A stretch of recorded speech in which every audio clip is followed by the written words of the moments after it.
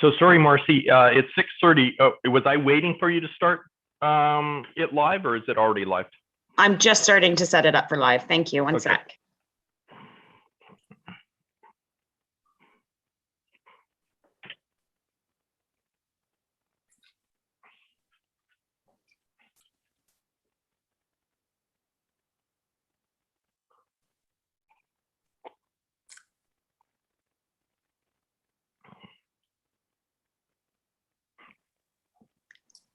The meeting is now live streaming and ready to go. Excellent, thank you. So I will call to order this special council meeting at 6:30 p.m. for Wednesday, May 12th, 2021. Council, first of all, I would like to acknowledge that we are meeting on the shared traditional lands of the Coast Salish people. Excuse me. I'm going to ask Council to unmute, and I will just do a quick roll call. Councillor Jansen. Present. Thank you. Councillor Parkinson. I'm present. Thank you. Councillor Logan. Present. Councillor Kobayashi. I'm here. Councillor Day. I'm here. And Councillor Baxter. Here. Thank you. Is there any, we have the approval of the agenda for the special council meeting for May 12th. Are there any objections or comments? Seeing none, then I will accept that this has been received or moved unanimously by council. Public participation, we did have one letter, and I'm just confirming with staff that we do not have anybody registered to speak. That's correct, Mayor Martin. Just one submission and no one has registered to speak.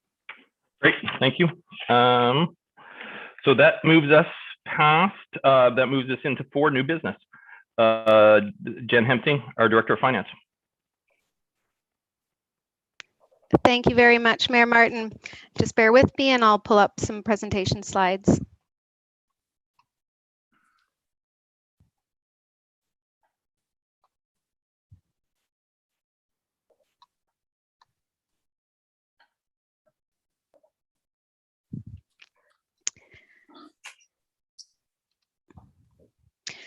So just before we get started tonight, I wanted to take a moment and just walk us through what our starting point is tonight, where our property tax increase is under the adopted financial plan bylaw, and what the impact or the increase realized by our taxpayers is as a result of direction received regarding tax rate setting.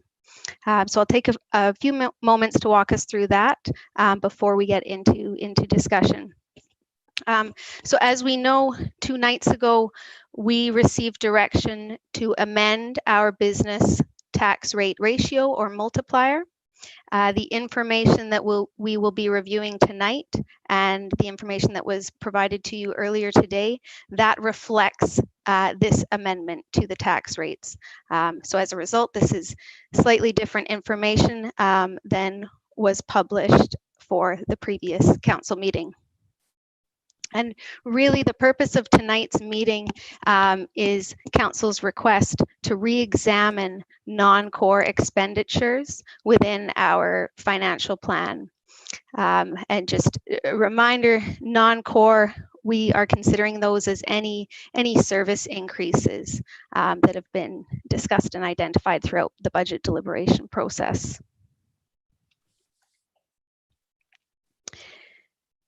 So I wanted to take a moment and just look at what the impact is of this current property tax revenue increase of 6.5%.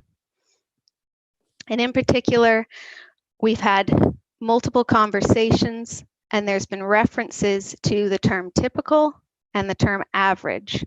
So I'm going to take a moment and just provide some background. To start, a typical property is one that is the median property for our city. That is, it's the midpoint property, and it's an indicator that we often use as it is most representative of a property within a given city. And these representative or typical measures are often used to compare where we are to neighboring municipalities. The average is where we take the mean value of our properties, and specifically, this information is based off of the same group of properties that paid a property tax bill in 2020 and the impact of our proposed tax increase on that same group of properties in 2021. And I highlight that because if we want to clearly tie the impact of an increase, so with the assumption that it's a taxpayer who paid a tax bill in 2020 and what is the increase that that taxpayer will realize in 2021, this is the information that we must consider. When we look at our typical information that has previously been provided, that is showing property tax information of a representative property of all properties in Colwood. And the reason I highlight this is because the change in our tax base due to development. With each year, in the last year, we had just shy of close to 200 folios, new properties as a result of development. And so when we consider the implication of that, it does make a very slight difference when we're looking at the change in taxes paid. And so for that reason, this conversation tonight, we will be talking about the impact on the average residential property taxpayer. And so when we look at the average residential property for all classes of residential properties, right now, with this financial plan bylaw, the 6.5% increase and direction to set our business class 6 ratio at 4.17 times that of the residential class, our residential properties on average are realizing an increase in their gross municipal tax bill of $115 or 6%. And the reason that increase is slightly less than our property tax revenue increase is because we have shifted some of the burden, as we know based on the conversation we had 2 nights ago, we have shifted some of that burden over to our business class 6 class. There are 2 primary subsets of residential properties in the city, that of single family and that of strata properties. I've included strata information. Right now in Colwood, our strata property subset is growing at a faster rate than our single family property subset. Our single family properties, of course, represent the majority. It's approximately 3/4 of the properties in Colwood. And that is why we will refer to, when we talk about tax increases, we'll refer to single family. And so for our single family properties, those properties on average had an increase in a property assessment of 8%, which was just slightly higher than the average for the entire residential property class this year. And right now, those properties, the majority of our residential taxpayers, would realize an increase in gross municipal taxation of $144 or 7.4%.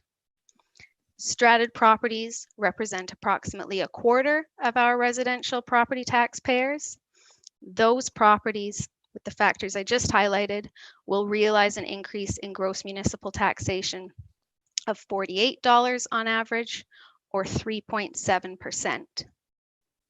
And again, all of that information is based on establishing our class 6 business multiplier at 4.17 and the 6.5% property tax increase that is under our adopted 21 financial plan.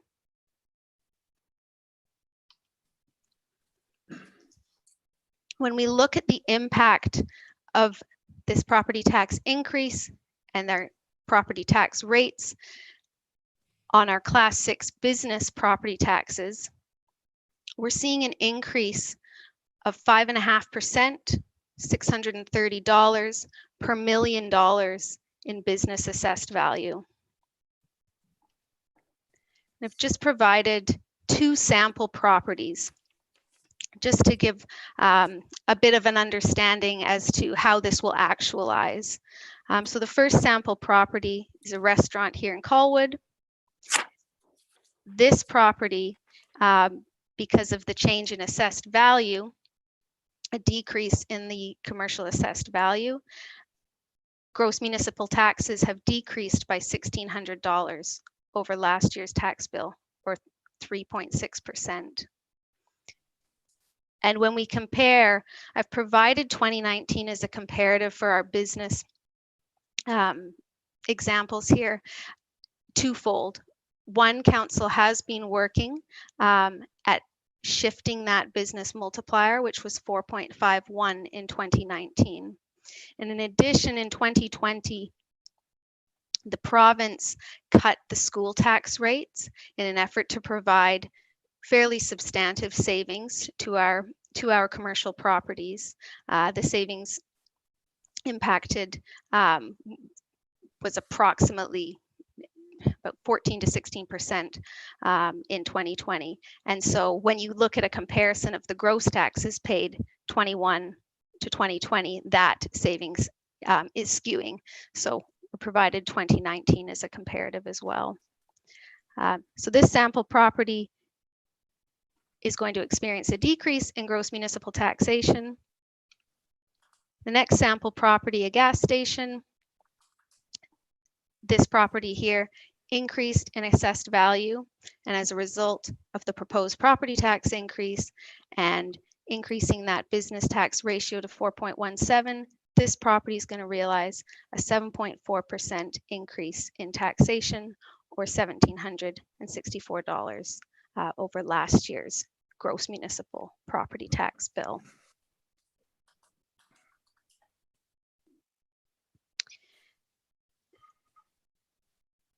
And so that is some context to consider as we dive into the factors driving the city's property tax revenue increase of 6.5%.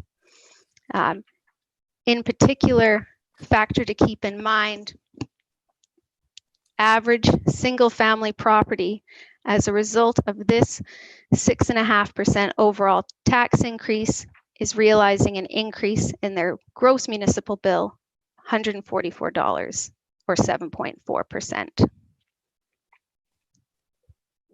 Now, we've had many discussions throughout budget deliberations over the factors that are driving the city's property tax increase. I don't intend to do a real detailed comment on that. I'm of course pleased to answer any questions, but from a high level, as we know, we did not increase our property tax revenue in 2020. There's two real primary implications to keep in mind. One is, of course, recent years, we've required between 1.3 and a 1.5% property tax increase just to sustain core operations. That covers inflationary factors, contracted salary increases, that sort of thing. In addition, in 2020, we increased our policing resourcing, and we did not increase taxation to provide sustainable funding for that. As you know, we resolved to make use of our policing reserve fund for that increase last year. So both of those factors play a direct role in this 2021 property tax increase. So as you can see, we're looking at an over 3.5% increase to fund core operations. We then had a number of increased services that were previously approved. So these were increased services that were approved under the 2020 to 24 financial plan for the 2021 year. And those in sum account for 3.2% of our property tax increase. We have realized under budget an increase in other operating revenues that are offsetting the overall property tax increase that's required. We require an almost 0.5% increase for new maintenance costs that are the result of previously approved capital infrastructure, fleet, software. We're looking at a 0.79% increase to introduce sustainable funding for purposes of a new capital infrastructure project staffing position. We're also looking at a 0.2% increase or the introduction of a $30,000 capital program for purposes of public realm improvements. We're looking at 0.8% to be set aside as an increased transfer to reserves. And I take pause on that line as well as on our increased services that were previously approved. You can see that we are directly applying all of our budgeted new construction revenue to those factors. And I highlight that because, as you know, under policy, we utilize that revenue for specific purposes. We either utilize that revenue to be set aside to reserves, or what we've seen more commonly in recent years is because of the increased demand on the community due to growth, we're increasing, for example, police, fire protection. We're utilizing that new construction revenue for those purposes. So it's a factor to keep in mind. We then have the 1% property tax increases for purposes of our sustainable infrastructure. And we're then looking at another 2.5% for purposes of the increased services that were discussed through last fall's service review and then endorsed and approved by council earlier last month.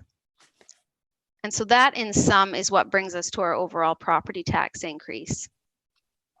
Earlier this week, council asked for an opportunity to review the non-core or the service increase drivers. And so that is really what our intention is tonight.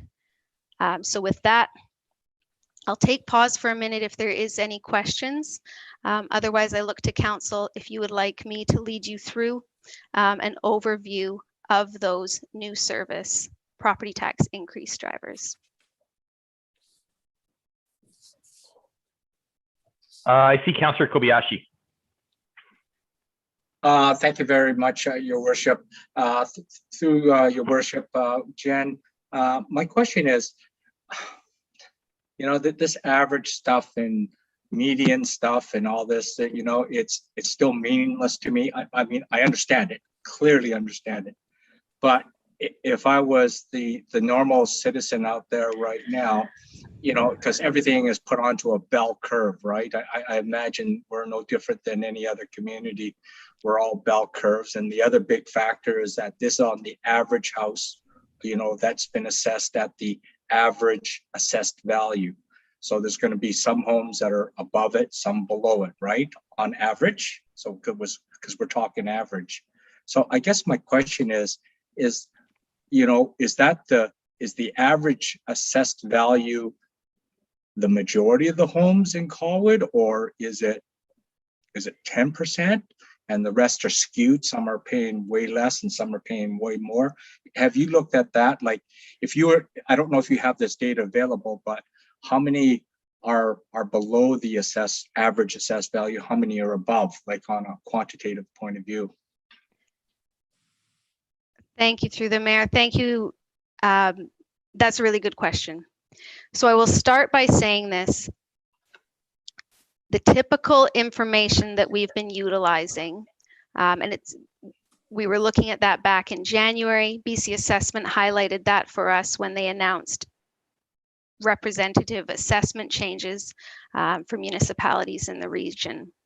That typical median was taken for it's all properties in the city. And I highlight that because in municipalities that aren't growing to the extent we are, your property count, you know, the number of properties can maintain stability year to year. Right. As we know in Colwood, it's not for us, it's increasing.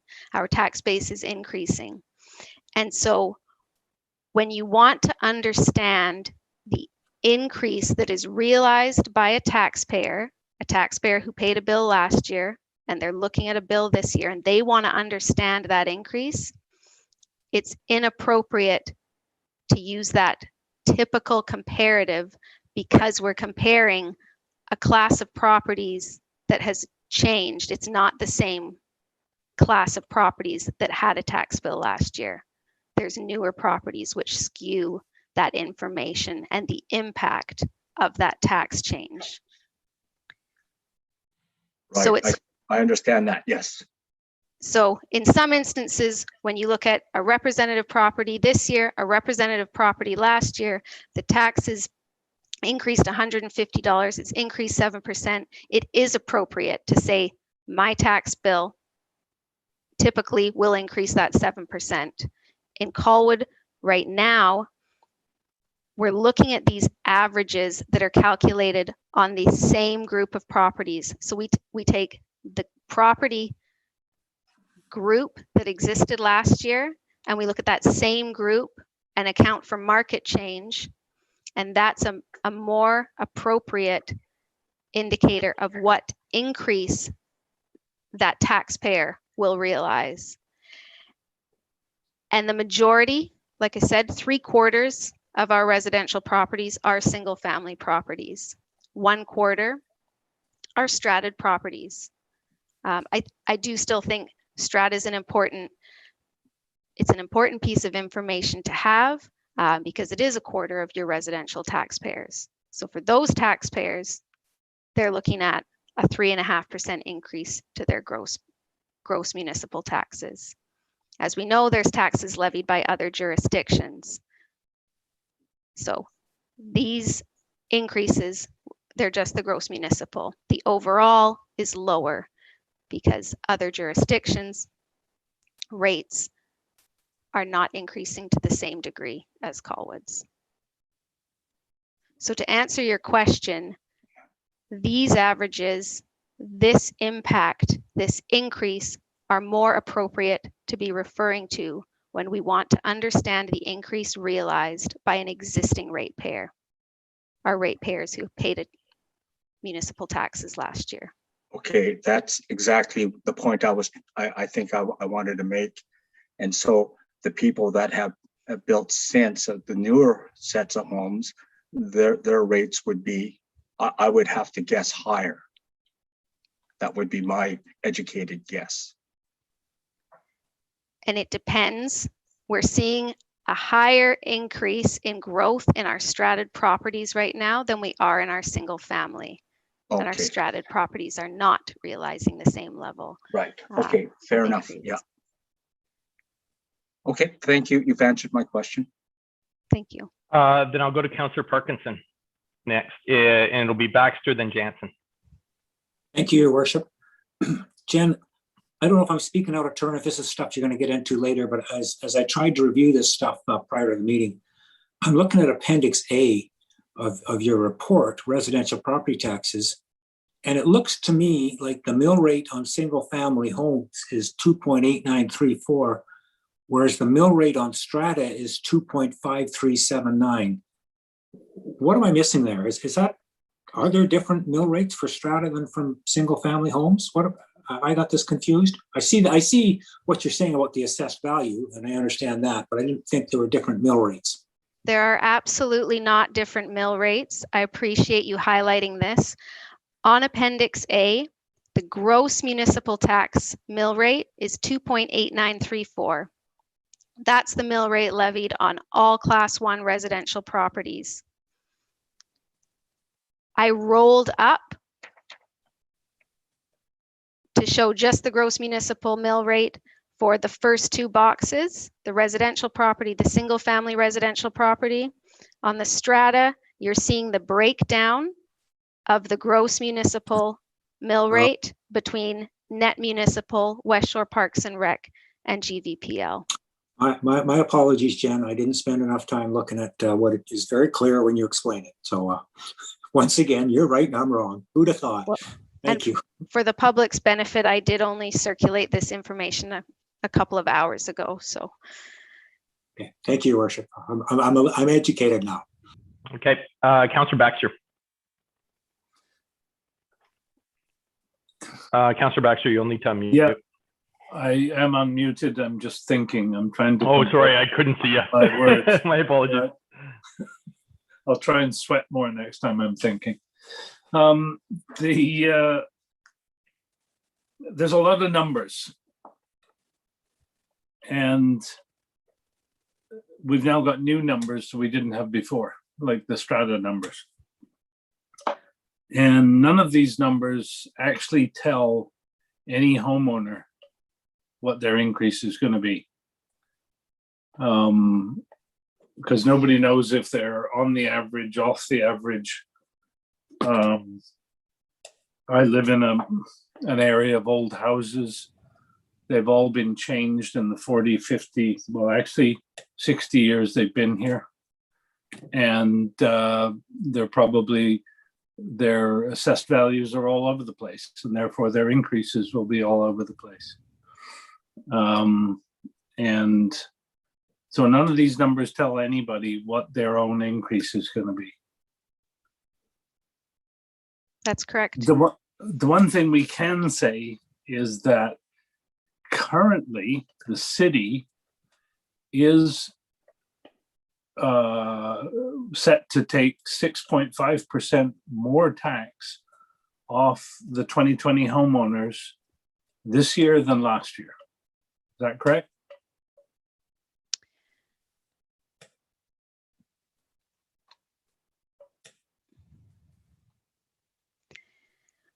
The city is set to increase our property tax revenues by 6.5%. The city has adjusted our business tax ratio to 4.17. The impact of that is that we've shifted burdens. So the taxes that we're collecting off the residential class have increased 6%. But of the set of property owners that existed, and I include all property owners, in 2020, the city is taking 6.5% more tax this year than last year and also 2 years ago. 6% more. Oh, 6% more. Yes, because we've slightly shifted that burden to the business class 6. Okay, that's why I said all property owners. All residential property owners. No, I said all property owners. Businesses or property owners? All property owners, we are levying a 6.5% property tax increase on all property owners. How we distribute that increase Yep, I is get impacted. that. Yes. I'm trying to go through this step by step. Yeah. So from all property owners, we're taking 6.5% more than we did last year, but also more than we did the year before. Because between 2019 and 2020, we did not increase the total tax intake. Correct. Correct. Okay, so over 2 years, 6.5%. At the same time, over those 2 years, we have shifted the burden a little bit off businesses onto residences. And that's where you get sorry, that's the sound of my printer still printing the agenda. So there's a little bit of a change there over the 2 years as well. That's correct. Now, my calculation, not your calculation, is that had we increased residential taxes by 2.5% 2019 to 2020 and 2020 to 2001, it would be about the same as what we're doing right now. So it'd be about 2.25% per year would give you the same result as 6%, 6.5%.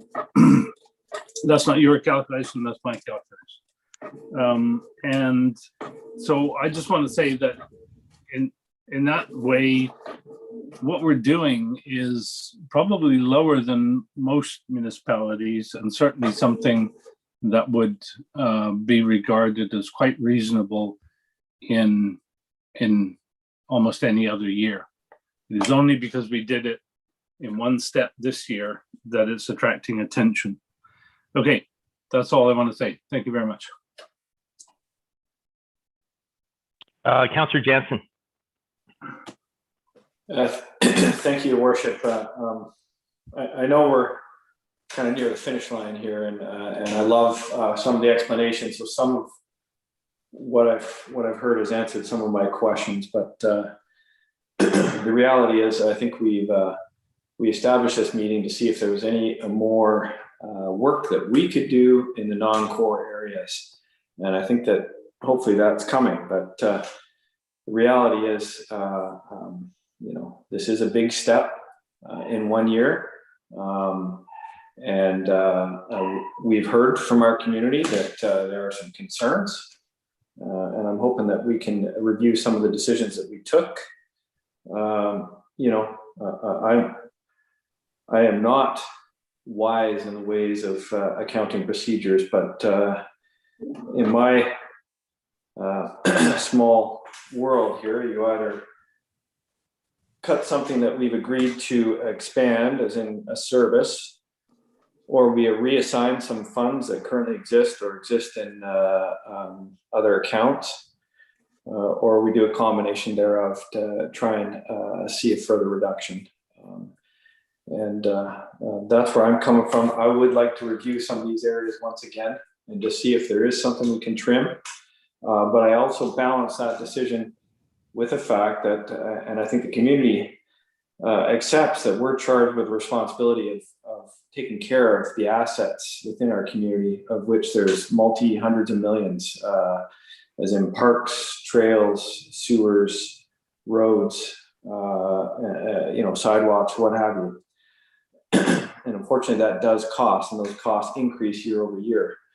So we have to balance our responsibility in that regard with a manageable increase for our community. So I'm hoping that we can leave here tonight with something that is at an acceptable level for us and our residents. So I think that's it for now, Mr. Mayor. I'll have more later. Thank you. Thank you. Councillor Logan.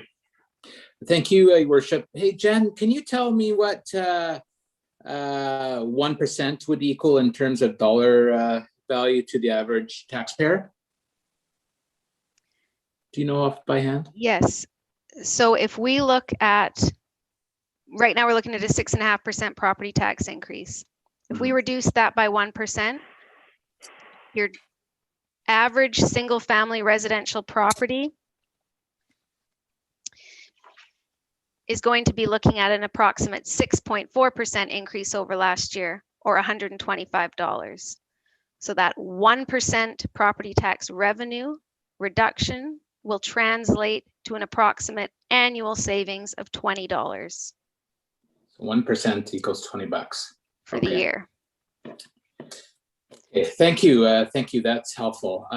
And just, I guess, just to get it clear in my mind, I think what's really mucked us up, and it mucked us up last year too, was fooling around with the business multiplier. So that seemed to get us in the glue a bit. And this year, because traditionally we've said, here's your average, here's your increase based on the average assessed increase. And if your assessment was a little bit higher than average, we message it out, your increase will be a little higher, conversely, a little lower. Mine went down last year, but because we mucked around, that screwed everything up when we mucked around with the business multiplier, because now we have to make up some of that revenue. But also coming home to roost is the RCMP member that you reminded us about, that we funded from reserve, which is not a healthy way to fund a service. So that brings a little bit of clarity, and I guess, is one option to maybe even increase the business multiplier a wee bit more to bring us in line to maybe where we were, or even slightly lower than in 2019 to generate additional revenue. Is that an option? That will not generate additional revenue. That will reduce the impact of this increase on assuming that we just shift that burden from residential to business, it'll reduce the impact on our residential class. That's what I mean. The tax rate ratio discussion it's incredibly complex. We have tax policy in place, which at council's will we can change at any time. That tax policy, one of those tactics in there is that we are looking to reduce our ratio over a 5-year period. Yeah. A real implication to consider with ratios is just how the composition of your assessment base changes year to year. We've provided some background on this. We've had a couple of discussions, but our residential assessment base is growing at a greater rate than our commercial. So when we try and manipulate the impact, it can be quite it can be quite impactful as we're trying to manipulate these tax rates, especially with the composition of our tax base. And so you're absolutely correct. Prior to 2020, in recent years, we had uniformly applied that property tax increase to each property tax class. And as a result, the ratios would flux depending on the change in the assessment class. Right. Okay. Thank you.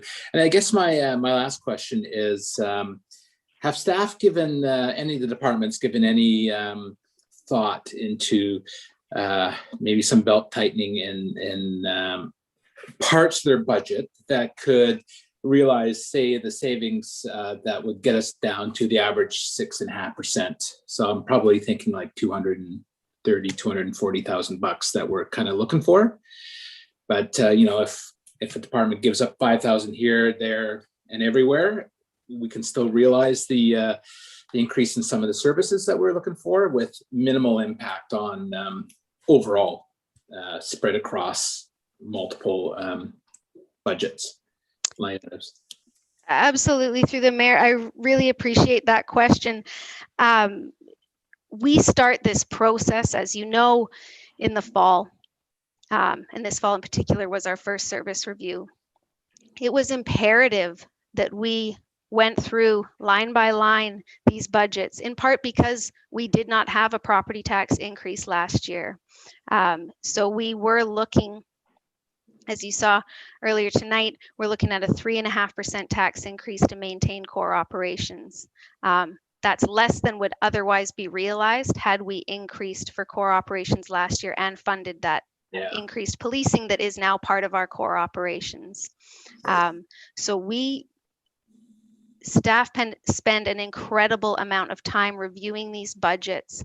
2020, even more so, as we have been working to more clearly define the services we provide and the resourcing required for those services. So to simply answer your question, we have done that for our existing service delivery. We have estimated the resourcing required to increase service delivery. That service delivery that was discussed during service review, discussed during budget deliberations, and ultimately approved by council early last month. So in sum, the consideration really needs to be on service delivery. And we've received direction that the primary purpose of tonight's meeting is that council wishes to review those non-core or those increased service areas. But as we look to reduce the necessary property taxation funding required, that reduction will be tied directly to service delivery. Thank you, Jen. I appreciate the explanation.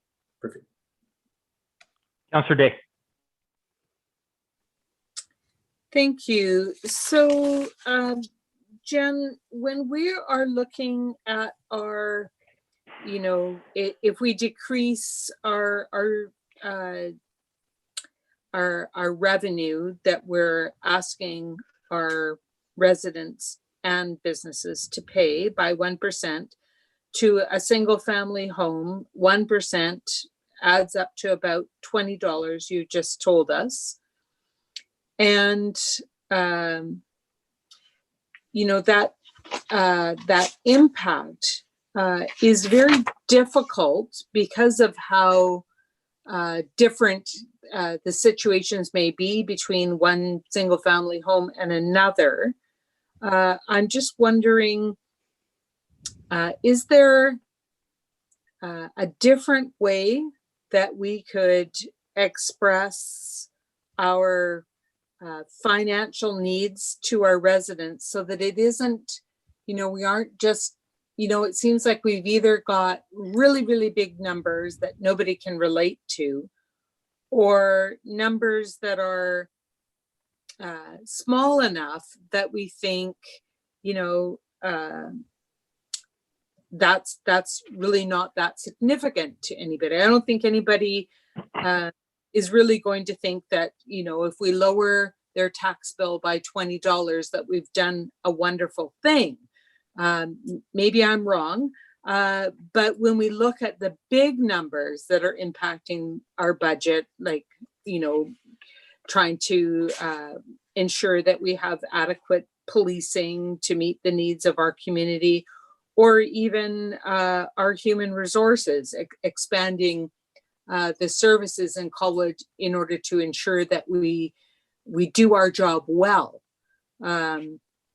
It seems to be really difficult. And I'm just wondering, is there something that we could set up this year so that when we're looking at this in future years, we can, whether we have a, you know, a sample property that's not actually identified, or 3 or 4 different sample properties, so that we can compare in a way that makes more sense to our residents, because I think that's where the greatest difficulty lies in this process, is communicating what the impacts are and what the impacts are if we change it. Absolutely, through the mayor. This is such an important conversation. You know, and I'll start by saying, when we talk about these impacts, whether it's residential or whether it's the impact on a typical property, the reality is, when we are talking to our ratepayers, which our team does all throughout the year, throughout tax season in particular, you know, the majority of the time that isn't necessarily their tax bill. You know, as you know, we collect other levies on these property tax bill. We collect user fees on these property tax bills. When we're in budget deliberations, we're looking at the property taxation revenue required. So it is important to start to look at, okay, what other pieces of information, what other statistics or metrics can we use? You know, annually we will articulate where our tax levy goes. You know, so of this levy, X percentage is for this service. Where we want to go, and we've had, you know, quite in-depth conversations in the last year with service review, what information would be particularly helpful is to understand, okay, what are we paying per capita, for example, for policing? What are we paying per capita, for example, for fire protection, you know, for corporate administrative services? That can provide much greater context in understanding where the property tax dollars go, and can also provide a greater ability to compare like for like. You know, it's a challenging exercise, and especially when you hear the comparisons of the property tax increases municipality to municipality. As we know, the services that are delivered in municipalities vary. So it's not necessarily the most appropriate indicator. What I think would provide greater context is understanding, you know, what does this service cost? What does it cost the city? What does it cost per capita? You know, we're seeing what it costs based on an assessed value, but I think there is greater context that we can be providing. And we've started to introduce some of that, and we're looking to, of course, refine that as we really work towards integrating this service review process into our financial planning process, and into reporting out on what it costs to run the city and to provide services in the city. So Jen, is BC Assessment interested in working on those kinds of deliverables with us? Because there is a lot of mysteries with BC Assessment. I mean, we didn't know what the assessed changes were going to be until fairly well along in our process. And there are a lot of variables that go into that, including whether or not properties in your neighborhood recently sold and how BC Assessment looks at them. But I think there might be a worthwhile project in working with BC Assessment to look at some change metrics within our municipality so that we could sort of identify, you know, a lot of turnover or a lot of upward change in valuations, because there is considerable differences between properties depending on when they last sold. Yes, so as you know, as we know, the information that we receive at the beginning of the year from BC Assessment is generally within 90% accuracy of the final assessment roll information. That assessment roll information is imperative in providing information so that we understand how properties are impacted, what the trends are, you know, how the composition of our properties is changing year to year. So I'm not certain I follow in terms of the surprises.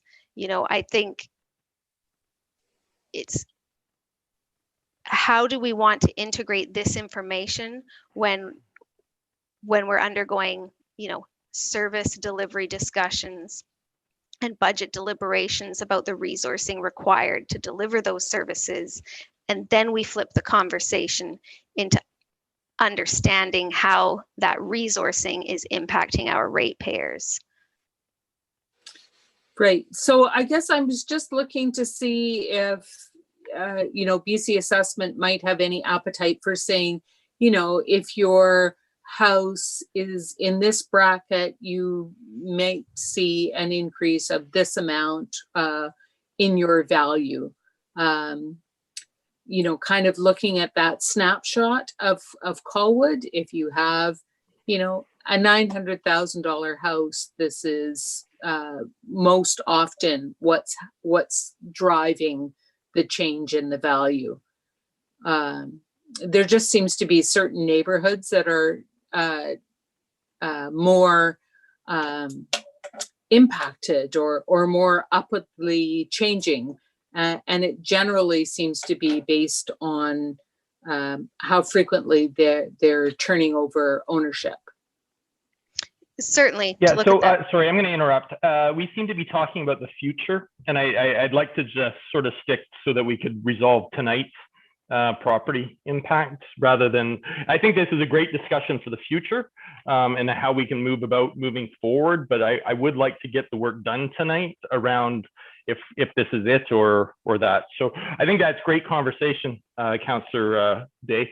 But I think that'd be a great conversation for the future, and we can bring that back. Absolutely. Okay, I will end it there. Then I have some suggestions, but you can come back to me.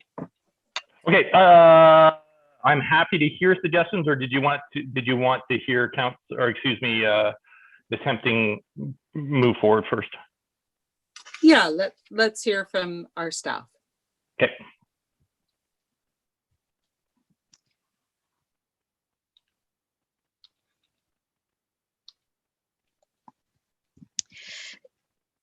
So the information that was circulated earlier this afternoon, that report identified a number of drivers that ultimately represent increased service delivery under the 2021 budget. And so we can go through each aspect, or I will look to council if there's any one area in particular that council wishes to start on. So I'll ask the first question. Part of my struggle, Ms. Hempting, has been that we've been seeming to mixing apples and oranges when we're talking about typical and average. And in previous reports, we've been working off of an average, but that last report talked about that typical, which got us into that 9.3. So are these percentages that we're looking at, are these based on average? And I really appreciate that comment, Mayor Martin.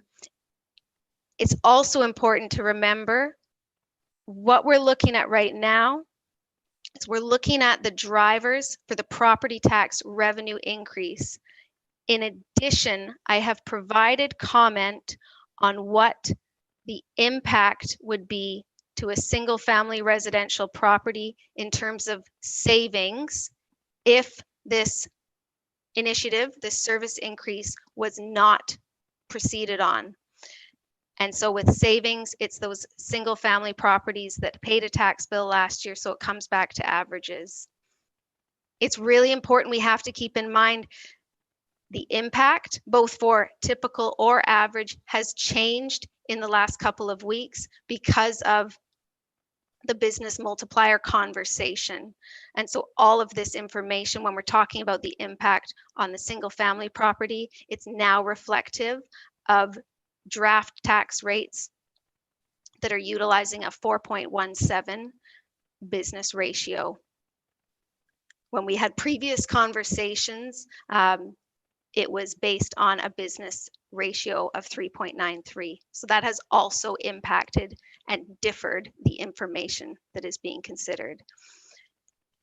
I'm happy to comment more, but as I stressed at the beginning of this meeting, when we want to understand the tax impact realized by a ratepayer who paid last year, this is the information that we're using, and we're referring to averages. Okay. I'm not seeing any other hands, so you might as well just start walking us through it. So 3.2% of our property tax revenue increase was previously approved under last year's 2020 to 2024 financial plan. The breakdown of that is in the report before you and on the slide before you. So we are looking to increase policing services. This $230,000 is both for the increase in policing strength of 1.0 FTE, as well as for support for a 0.5 municipal support employee with the West Shore RCMP detachment. Previously approved was the necessary increase in resourcing to service new parks infrastructure. So as you know, this is a conversation we've had over the last 2 to 3 budget deliberation processes. And this is the resourcing to increase our seasonal laborer staff to support this new infrastructure. So we're not looking to increase maintenance hours with this one. It's recognition that we have more parks to maintain. Previously approved was the increased resourcing to support an increase in the city's career firefighter count. Specifically, we're looking at a mid-year hire this year of 2 career firefighters, and we'll then realize the full cost implications in 2022. And lastly, previously approved was the creation and hiring of an engagement assistant for our corporate services team. And so that was approved last year, filled last year, and now we're realizing full cost implications under the 2021 budget. Shall I pause on these items? Is there any? I'm not seeing any hands.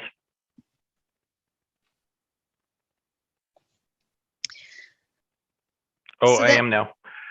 Councillor Parkinson. Well, I guess, we're not getting anywhere if we don't discuss these things. And I just wanted to put my support in for what's on this slide and that 3.21%. I don't see anything there to challenge or to alter in an effort to reduce the budget, which I think is what we're trying to do here tonight. So. Okay, Councillor Day.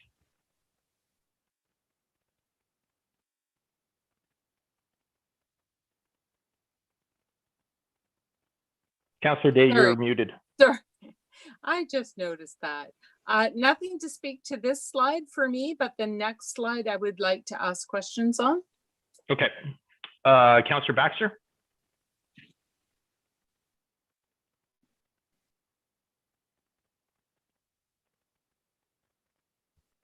Sorry, I just want to quibble a little bit with what Councillor Parkinson said, because I've been doing that for about 20 years and I don't want to stop now. I don't think we're here to reduce the budget. We're here to review previously approved increases to see if we do want to change those previously approved. I would hate to think that we've already made up our minds to reduce the budget before we reconsider it, or to increase it before we reconsider it. But anyway, if we do not take any action, I presume the budget stays the way it is. That's all I have to say.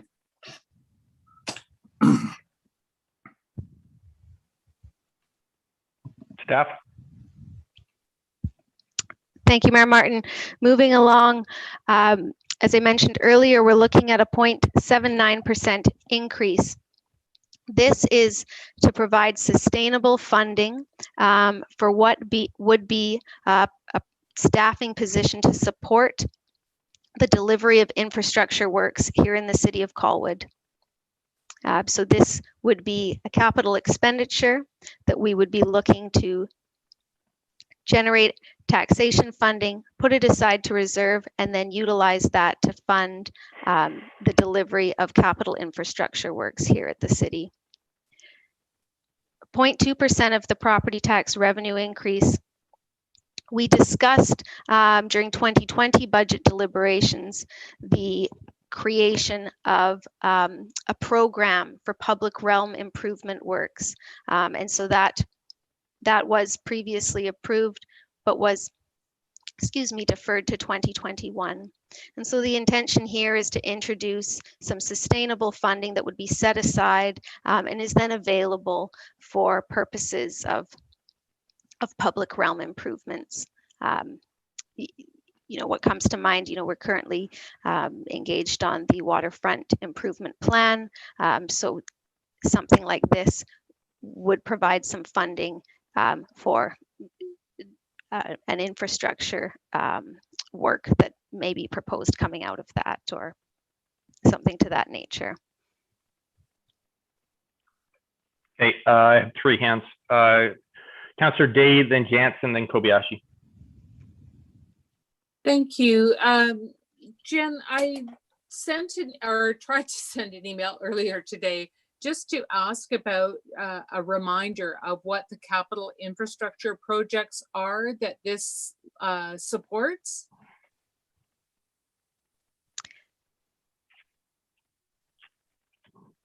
Absolutely.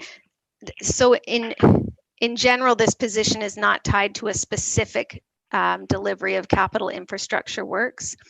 I don't know if we have Brent Molnar on right now to articulate further.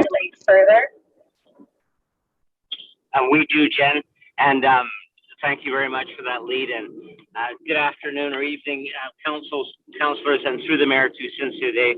Sorry for not having video on. I'm in transport and looking in front of me. So Jen is correct. There is not specific projects tied to it. And if council remembers in November of 2020, when we tabled our strategic priorities, I was asked if we could deliver those priorities. And then in budget deliberations in March, we accumulated more.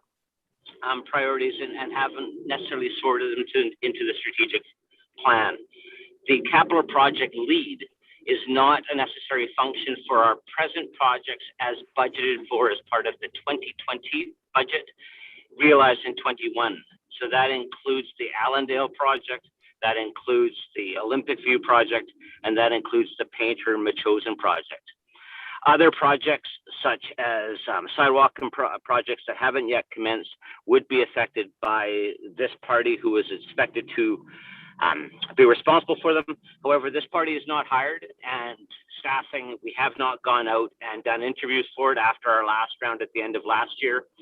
And the soonest that a person would be available on board, if we had a person in mind, would be July, August. So the likelihood of attending to some of those projects in 2021 is reduced. Hope that answers your question. Thank you very much. Thank you very much.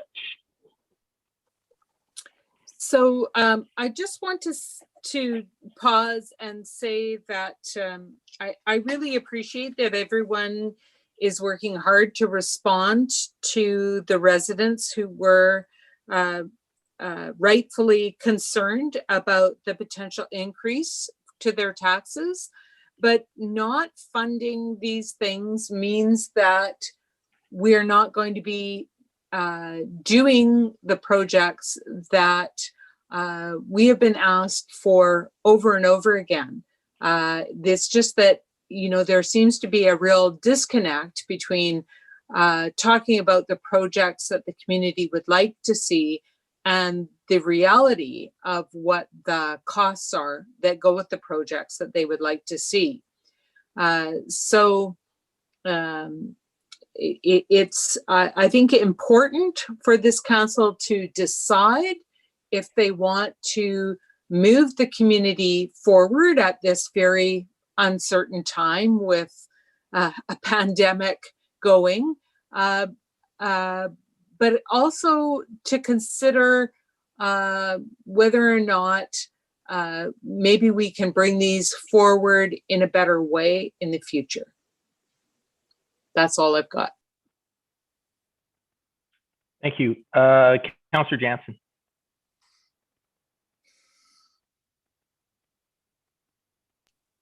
Sorry, thank you, Mr. Mayor. I'm going to refrain at this time and look forward to the next slide here. Okay, thank you. Councillor Kobayashi. Thank you very much, Your Worship.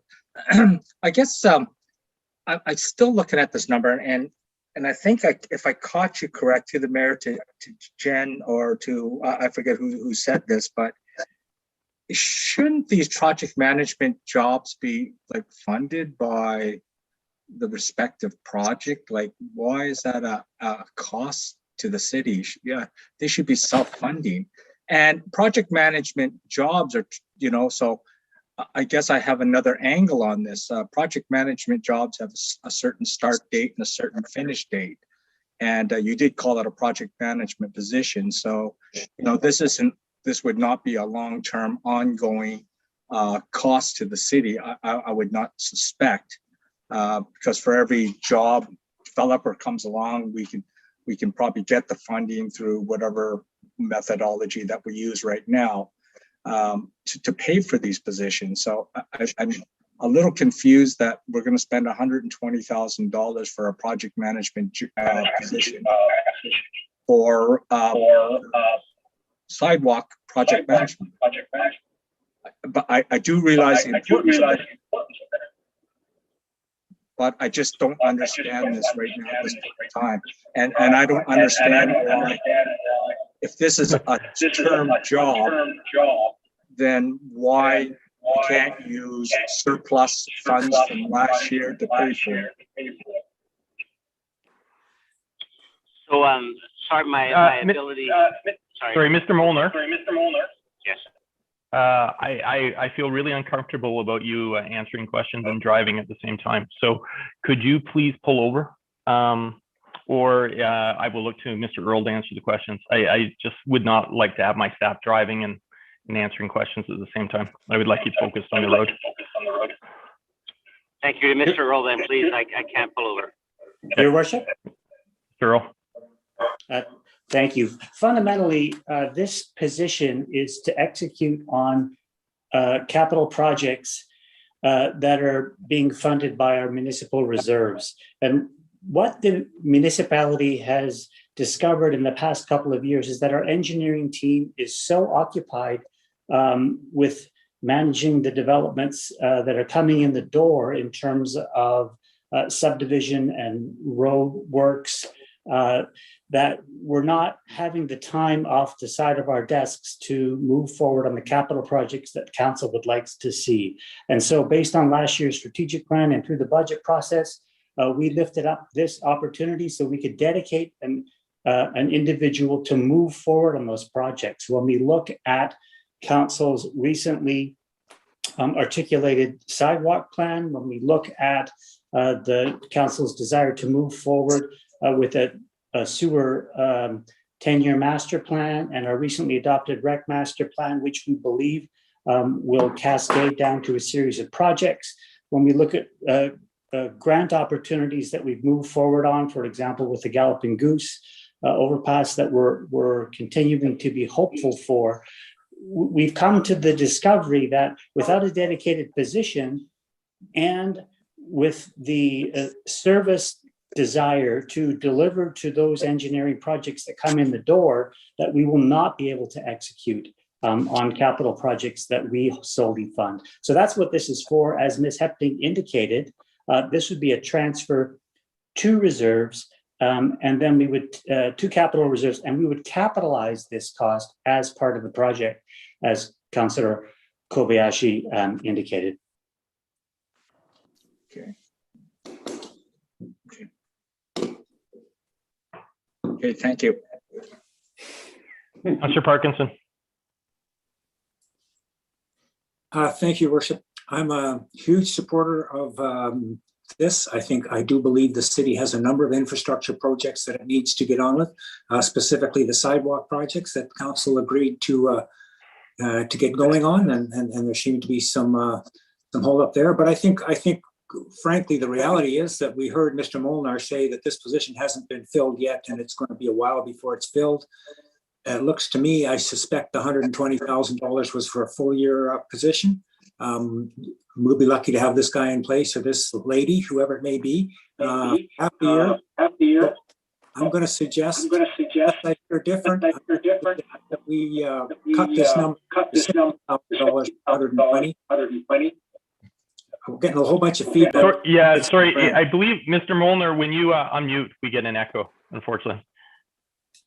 So, unless I'm hearing differently, at best we could use for half the year, in which case we should cut the budget in half and then, save $7.50 or whatever it might be. But might as well, save your pennies and you count your nickels kind of thing.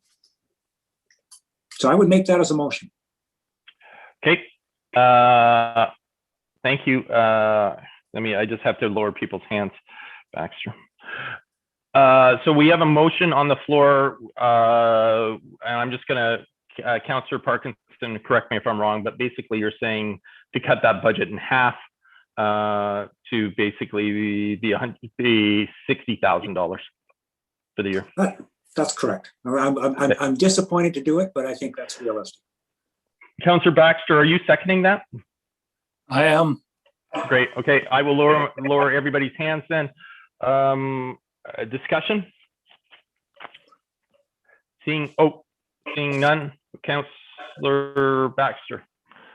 I'd like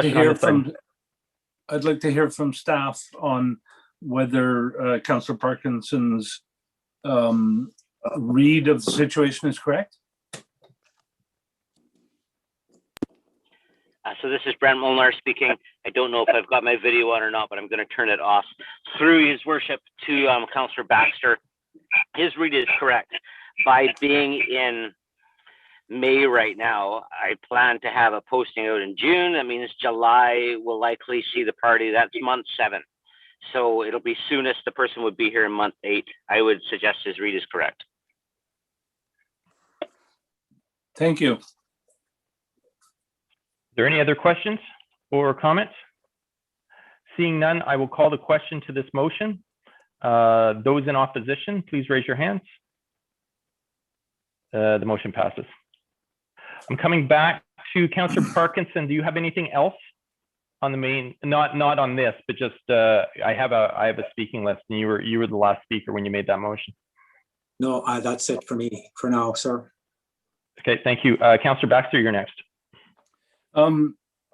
As I understood the previous discussion about this, this position is required only for project management, the multiple project management. And all of these projects are paid for out of reserves. Therefore, it would seem to me that this is not necessarily a continuing position, since if we got into a situation where we were doing no more projects for a while, presumably the position would be terminated. And in that case, I would think it reasonable to fund the position from the reserves that are paying for the project. And I wonder if anybody in staff can tell me if I'm wrong about that. Your worship? Please. That is the intent. The intent of this is to transfer into reserves this amount, but to capitalize this funding together with any other funding spent on the project. And absolutely, it's administration's belief, given council's current vision, that we have a number of years of projects ahead of us that would occupy us. But should that change, either with this council or a future council, we would no longer need this position, and the budget would end. So that answer, thank you for that, says to me that the reserves are entirely committed to the construction of these projects, with nothing left over for the management of the projects. That would seem unlikely to me, particularly as I see we often do not spend in any given year the amount of project money we hope to spend. And in fact, I think we approve the full budget the first year it starts, and therefore there's money that won't be spent on construction that year. I must admit I'm a bit at a loss as to the source of all this money we have in reserves, although I'm very pleased we've got it there. But it would seem to me that there's enough money there to also pay the salary without a transfer from revenue. Is that correct? If I may jump in, Mayor Martin, Councillor Baxter, thank you for your question. The reason we are proposing that we utilize taxation is to ensure that we have sustainable ongoing funding for these works. Staff, administration, we had a number of conversations. An alternate is to utilize and draw down on existing reserves. That being said, there is a finite source, as we highlighted during the capital budget review. In particular, when we look out beyond year 3 and year 4, we are utilizing these reserves. And so that's why we are proposing a financial plan that sees the introduction of sustainable funding. And like our Chief Administrative Officer said, that funding will go directly into reserves and will then be utilized in conjunction with the spend on the capital infrastructure works. And like you've commented, when that spend is deferred or interrupted or does not occur for whatever reason, those funds will remain within that reserve, and in this case, within the capital reserve. Okay, so I'm not sure I quite see it the way you do, in that I think the position is only needs to be as sustainable as there is funding for projects. Therefore, I would move that this position be now and in the future funded from the reserves that are paying for the projects that it supervises. Okay, I'm going to clear Councillor Day's hand. Councillor Day, you are next to speak on the main, but I am looking for a seconder first to Councillor Baxter's. Councillor Kobayashi has seconded that. So we are in discussion.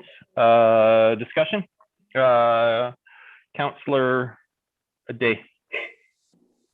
Thank you. I can't support this motion, and my reason is simple. We do not have enough money in reserves to build as many sidewalks as are needed in the city. We need to consider being sustainable in our thinking, and we don't just get to take all of yesterday's savings, add nothing to them, and enjoy the benefits of them. I think we need to contribute towards our long-term goal of having all the sidewalks and safe pedestrian and cycling realm that we need. Thanks. Councillor Parkinson. Yeah, I just couldn't agree more with Councillor Day. Let's fund this thing, make it a position, get it going.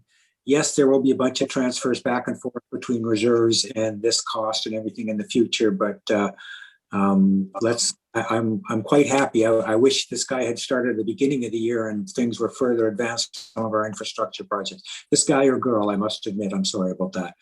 So I won't support this motion either. Councillor Kobayashi. Thank you very much, Your Worship. The reason I support this is because, as Councillor Parkinson probably knows, I mean, this is how it's done in industry. I mean, you fund the projects and you fund the project management that goes with it. And these aren't, it's a project. A project has a start date and a finish date. So how could that be sustainable? It's not a sustainable position. So, you know, I look at it differently than you may, and maybe it does. Maybe there are, as Councillor Day said, a gazillion projects. But I just heard the just substantiation for having this capital infrastructure project manager come in, and that's because staff are already consumed with Royal Bay, Royal Beach, Ellendale. But those projects are going to end one day. So that's when the staff take back over, I would assume. I mean, so that's why I fully support Councillor Baxter's position on this. Councillor Parkinson, is that your hand up again? If it is, Your Worship. Go ahead. Well, I'm going to argue a little bit with Councillor Kobayashi, and I know this is getting away from what we're trying to do here tonight, but I think what we're looking at is not a single project where this guy's time could all get billed to it and it would all come out of the same budget. I understand completely how that works, but we have a number of projects that have to get started. We don't even have scoping for most of these projects. There's a ton of work to be done spread between a whole bunch of projects, and I worry that if we don't fund and tell somebody to get going on them, that it's going to be easier to wait and stall and not happen. So yes, at the end of the day, every penny that's spent on him may come from a reserve fund as we structure these projects and move forward. There's also likely to be a bunch of projects that are investigated and scoped to the point where they don't get done. And so you know, we're arguing sort of over semantics here, and I hate to waste everybody's time with this, but I don't want to stall this anymore. I'd say let's put him in the budget, him or her in the budget, and get on with it. Thank you. Councillor Baxter. I just want to say that I have worked in a municipality that did it to the way I'm proposing. And although I worked there about 13 years, we never ran out of projects or money to do the projects. So that's kind of the experience I'm basing this on. Thank you. Thank you. I'm not seeing any other hands.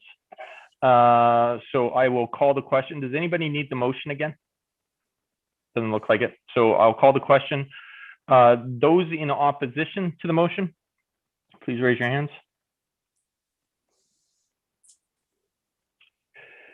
Councillor Day, Councillor Lowe, Logan and Councillor Parkinson oppose. So the motion passes.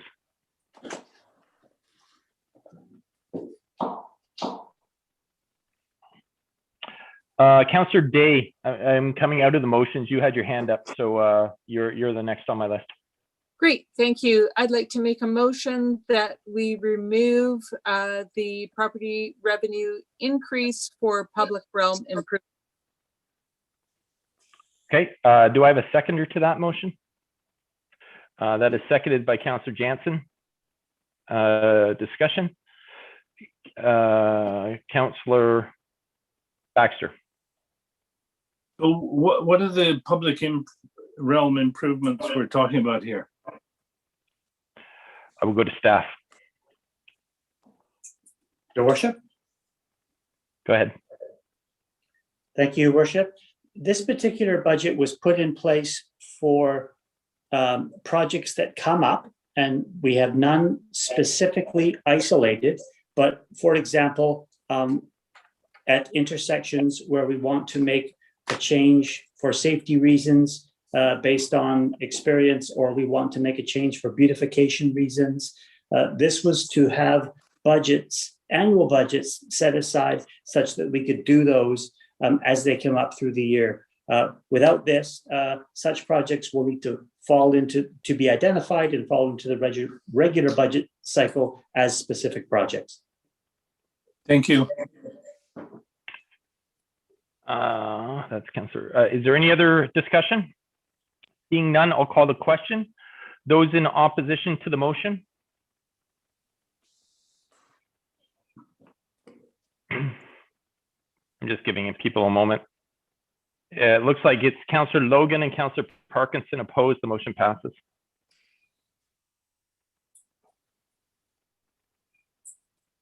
We'll go back to staff.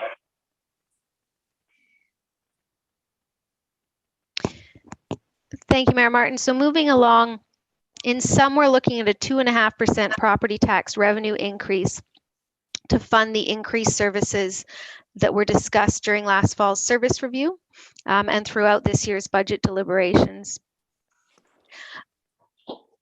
I'll start with corporate services and in particular with human resources.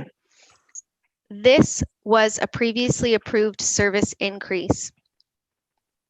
The only reason it isn't showing kind of up above with the other previously approved service increases is because under the 2020 to 24 financial plan, this increase and service resourcing was proposed for mid-year 2022. As highlighted during service reviews and during budget deliberations, administration are proposing that we increase this resourcing and service delivery mid-year 2021. And so before you are the financial implications of doing such. Okay, Councillor Jansen has asked that we go through all the slides. I actually think it's helpful to do these one at a time, but I will look to direction from council. Council, I'm going to lower people's hands just for a moment. Councillor Kobayashi and Jansen, I will come back to you in a moment. I'm just going to do an informal poll, so if people don't mind putting their hands up, just so that I have a feel for the room. Would people like, if people would like Jen to go through all the slides and then us circle back, please raise your hands. If you would like to discuss each slide as we go through them, do not raise your hands. So if people could raise their hands if they would like Jen to work their way through the entire place, and then if you don't, okay, so it looks like I have over 4 hands saying they would like you to go through all the slides and then come back. So I will do that. Certainly. So the next component of the new proposed service increase is that of IT support in particular. So as we came out of the 2020 service review, we are looking to increase resourcing to hire a second IT technician. Specifically, this is proposed as a mid-year 2021 hire with full cost implications in 2022. Moving along to the area of roads. we are looking at increasing the resourcing for bike lane maintenance. So in particular, the maintenance of the more popular cycling routes in the city. Parks and trails, a few service areas. Spoke to one previously. The need to increase resourcing for increased parks infrastructure. This line item here is to increase the resourcing to increase the level of park maintenance in the city. In particular, we're looking at an increase of approximately 25% of dedicated hours this year, 2021, and then we're going to move to an increase of 50% in dedicated hours in 2022. And I will pause and comment, of course, as we head into service review this fall, this is when we'll have an opportunity as well for staff to provide feedback on the rollout of these service increases and the costing implications to consider. We're also looking at increased invasive plant management. That's a $35,000 increase. Urban forestry for parks and trails, a $9,600 increase. Trails maintenance, we're looking at an increase in the level of maintenance. So how frequently we will be maintaining the city's trails. Moving into boulevards, we're looking at a $5,000 property tax increase just to increase the tree plantings annually. And lastly, in the storm sewer service area, we are looking to increase the level of service on the closed storm sewer systems. And this is proposed as both contracted service as well as a staffing hire. And specifically, we're looking at a mid-year hire with full cost staffing implications in 2022. And so I went over those quite quickly, but that in sum, that's the breakdown of the increased service delivery. Councillor Jansen. Thank you, Your Worship, and thank you very much for staff. A general question, please, Jen, and then I'm going to have a motion. My general question is this.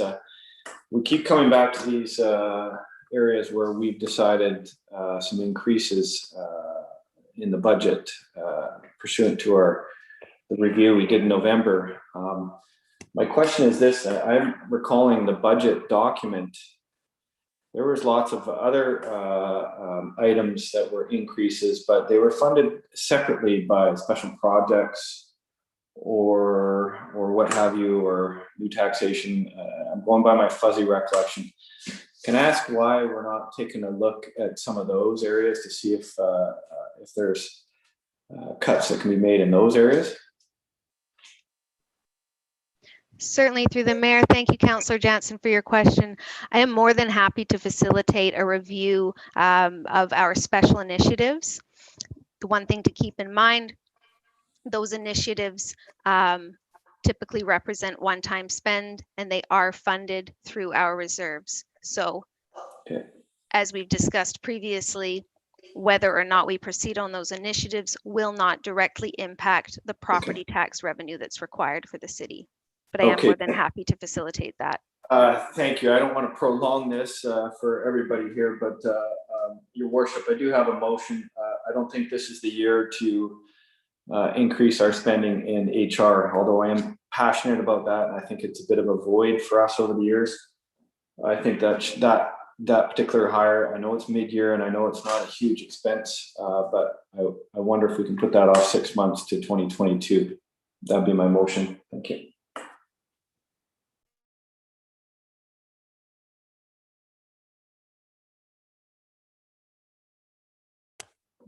You're muted, Rob, so we got none of that. Excuse me, I was lowering people's hands. Do I have a seconder to that motion? Yeah, that is seconded by Councillor Day. I will go to discussion. Is there any discussion? Councillor Parkinson.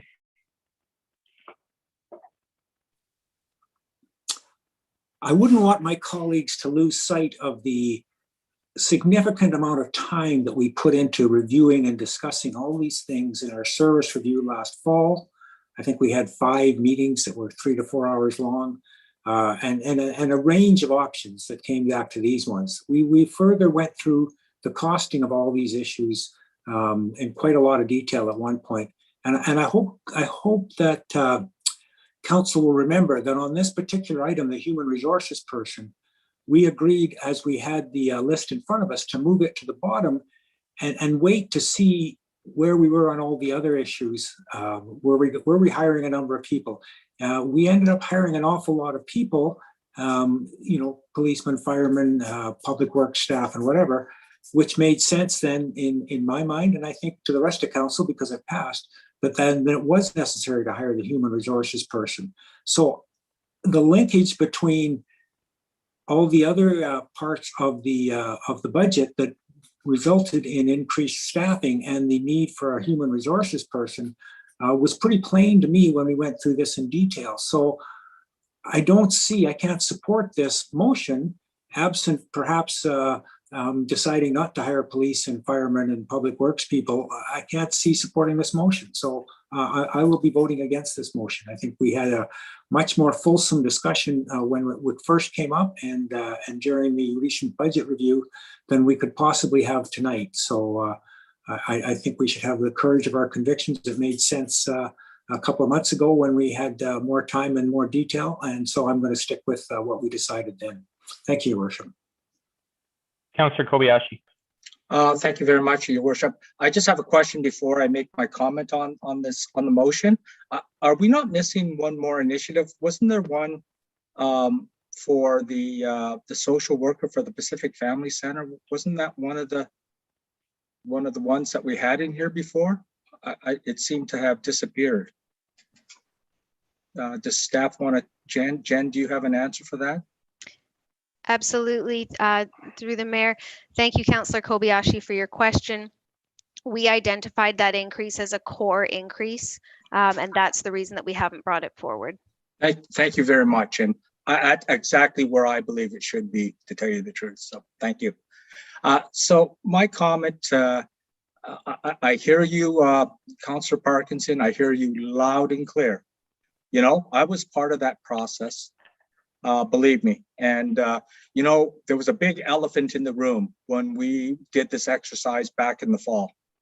The big elephant in the room at that time is that we did not understand the cost implications of what we were doing.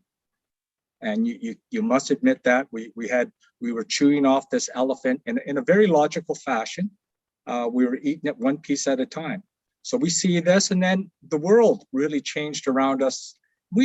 I don't think any one of us really understood the impact of what COVID-19 would be doing. And, it's great where we sit maybe because we're retirees and this doesn't affect us as much. But so I'm looking at all the factors, the external factors that are influencing right now. And so I think this is a generic comment. Yes, it all made sense when we were doing what we did. Then the costing information came in, and I think a few of our jaws dropped, and the real implications of it made our jaws even drop a little more. And so I feel that I can't support this now. I mean, good cause, defer it then. It comes down to this. I mean, this is why I agreed with all the core services, because it had to do with our financial stability and, our public safety.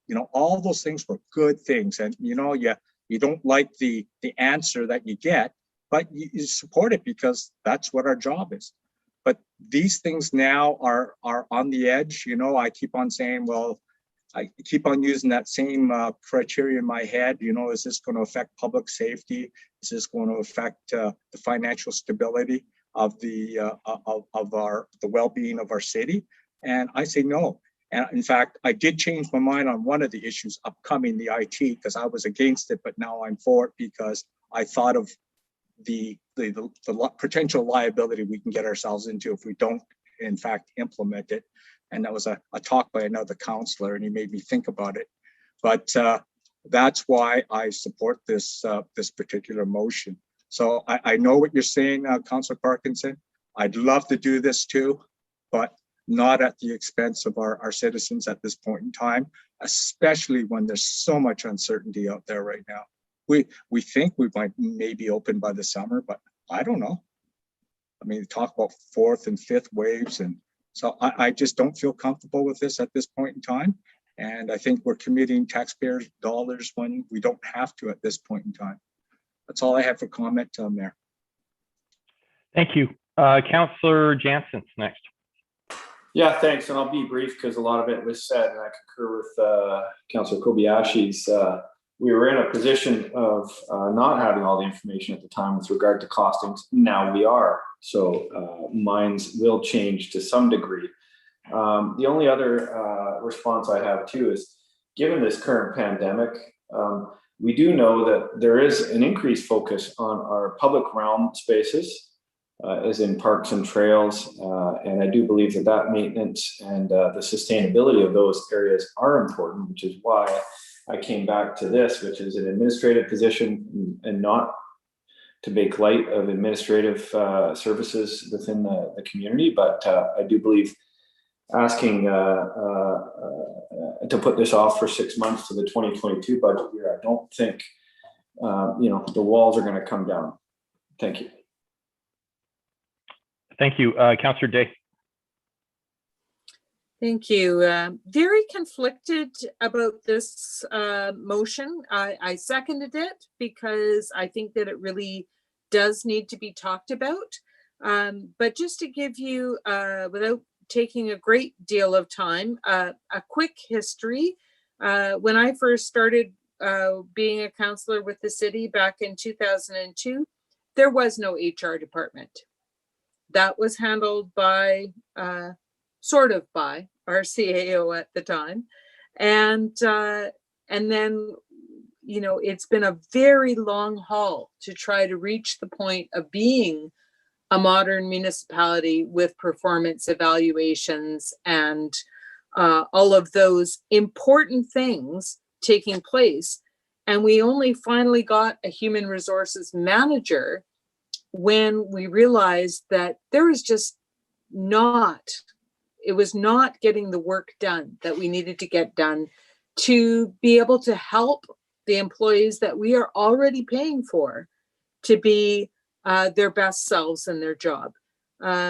So while I can appreciate that we're all feeling the pressure from our residents who are very concerned about these percentages and the uncertainty, we can't tell anybody how their tax notices are really going to shake out just yet. So it makes it very difficult for them and very difficult for us. But this is one of the positions that makes everything else that we have already asked people to ante up for more effective. So in a way, it is one of the ones that is the last that should be on our chopping block. But I can agree to put this off to next year because we do have a human resources manager. And of course, she needs more help to manage all the more people that we are now having in our city employ. And I think that this is going to be a very necessary position. And there are going to be hard decisions next year too. Thank you. Thank you. Councillor Baxter's next.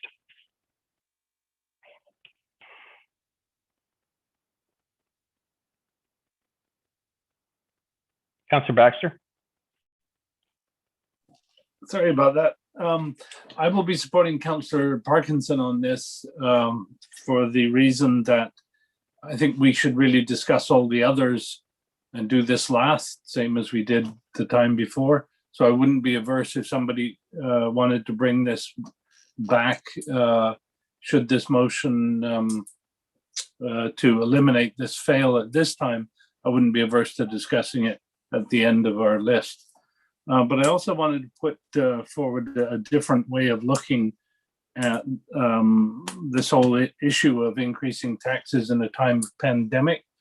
There are definitely people who are extremely badly affected by the pandemic, but we know that there are whole industries like the home renovation industry, the building industry, who are in fact making loads of money out of this.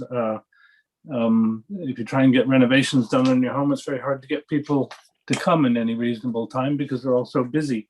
And for years and years and years, I've listened to taxpayers saying to municipalities, not just this one, stay in your lane, do your job, don't look outside your lane, somebody else has got that. And that's the case here. Both the province and the feds are using the vast resources they have, including the information they have that we don't have, to target aid at the people who are suffering from the pandemic. We don't get to target tax cuts. This is a tax cut for the developer, a tax cut for the for London Drugs, a tax cut for everybody who is in fact making more money than ever. And it's way too blunt an instrument and way too small an instrument to make any difference compared to the feds and the province. So I just wanted to put that alternative way of looking at it. Thank you. Thank you. Councillor Logan. Thank you, Worship. I too support Councillor Parkinson's comments. And I mean, let's face it, adding an HR position is not a sexy thing. It doesn't directly support the taxpayer. It's there to support our staff and our senior managers. And you know, there's never a good time to add this position. But by not supporting our staff, there is a risk to the organization. And therefore, there is a risk to the taxpayer. And I can tell you right now, from personal experience, that there is never a better time to support our human resources function than right now during the pandemic. Those of us that work in the public service, as an example, or any position, know that this pandemic is having a real impact on workers, and HR plays an incredible role to support staff. I see this every day with Island Health, and I rely as a manager on my human resources support to help me manage my staff that are battling. So there is a real risk to this position, and I do not support us skimping on our support for our staff. So I won't be supporting the motion, and I think it's one area that we ought not to be cheap on, because there is that risk. Thank you. Councillor Parkinson. Thank you, and I appreciate the opportunity to speak again, Your Worship. And Councillor Kobayashi, you're not only a very good friend, but I have a lot of respect for you, and I recognize your position hasn't wavered. That you've argued consistently for not spending any more money this year. Good on you. But where I disagree with some of the comments that have been out here tonight is when we say we didn't know the cost implications before when we were making these decisions. That's not true. We knew exactly that it was leading to a 6.5%. I think we started at a 7% increase in taxes. I think myself personally, and perhaps some of the others, were confused about how the impact of the business tax multiplier impacted these taxes, and we worked through and resolved that, I believe. But I think it's not only inappropriate, but I don't think it's fair to our staff who have been working very hard to present us with the information that we needed to make decisions, and we made those decisions. So, sure, we can change our minds and we can make different decisions, but don't say we didn't understand the costs, because the costs haven't changed. We've been very clear on those. So, sorry to bring that up, but I think it's important that we do recognize that we have been given the information we needed and have made decisions on it once, And I'm perfectly happy to sit here as we make these decisions again, one way or the other. But I wanted to make that point. Thank you, Your Worship. I'm not seeing any other hands, so I'm going to call the question. Those in opposition to the motion? Sorry, Your Worship. Can we be clear what the motion was? I had my hand up, Your Worship. Oh, okay, sorry. Okay, Councillor, I'm going to lower everybody's hands. Councillor Kobayashi wishes to respond. I'm going to allow him to respond. Thank Other you. people wish to speak, please raise your hands. Sorry, just before you do, Councillor Kobayashi, I'm just reminding everyone, the motion that is on the table right now is that the human resources person for 2021 would be pushed back to 2022, so that there would not be that higher this year. And I can get staff to give the exact motion if people need it when we get to it. Councillor Kobayashi. Thank you very much, Your Worship. I do have to have a rebuttal on this one. Councillor Parkinson is partially correct. Councillor Parkinson, you must admit, last fall when we did the service review, we did not have the costing. The costing came out when we did Committee of the Whole, and that's when the costing came out, when we started Committee of the Whole meetings this year, earlier this year. And that's when the cost came out. I just had to rebut that because you were partially right. Yes, we have known since Committee of the Whole, but we did not know this when we did the full service review back in the fall. Those costs were not available at that time. So I just want to correct you on that. And I pulled out all the notes from the past minutes, and I can tell you right now that is factual. It did come out at Committee of the Whole. And the last analogy I just want to pass on right now, it's like in my household, right?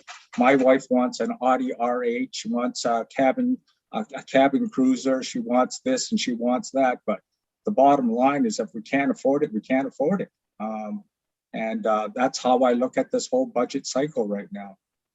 Anyways, I just thought I'd put those comments in. Thank you very much. Great, thank you. Councillor Parkinson, you have your hand up for a third time. And I really don't want to be going back and forth and back and forth and back and forth, because at some point I have to let somebody have the last word. So unless you're going to be bringing on new information, I'm not going to go to you. Do you have new information that you wish to share with council? No, understood. Thank you. I'm going to call the question. Staff, can someone please read the motion out so that everybody's clear? I thank you, Mr. Mayor. The motion was that the HR coordinator position be put off until 2022. Thank you. That is the question or the motion. I will call the question now. Those in opposition to that motion, please raise your hand. Just giving it a moment. Councillor Parkinson, Councillor Baxter, and Councillor Logan opposed. The motion passes. Going back to my main list, I have Councillor Kobayashi and Councillor Logan wishing to just speak to the general. Councillor Kobayashi, do you have anything else presently? Your Worship, are we going through each of them now, or? Yeah, basically staff have completed their presentation. They've gone through all of them, so you can pick whatever you want if you want to go through something, or if you want to make a suggestion. I was going to make another motion Sure. as we're looking at it in a whole. I definitely will support this, the IT support. We've bought the software, we've got to implement it, and it does, the safe and secure IT foundation for the city is important. And after seeing what's happening with various government agencies and as well as private corporations, we can't skimp on this, unfortunately. It's something that has to be done. So, you know, even though I was in opposition to it initially, I have actually did a little rethink on this, a little reboot, considered what some sage advice from Councillor Jensen. After researching it a little bit, I'm going to support that this information technology service IT support be included in this tax increase. Okay, thank you. Councillor Logan, you were next on my list, and then Councillor Day. No, I'm fine, thank you. Great. Councillor Day. Thanks, I'm good too. Okay, I'm going to clear hands. Okay, council, is there anything else that people wish to look at?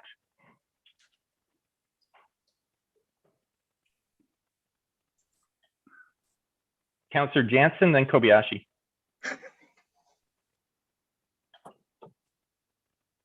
I already had one whack at it. Why don't we go to Doug, see if he has an idea.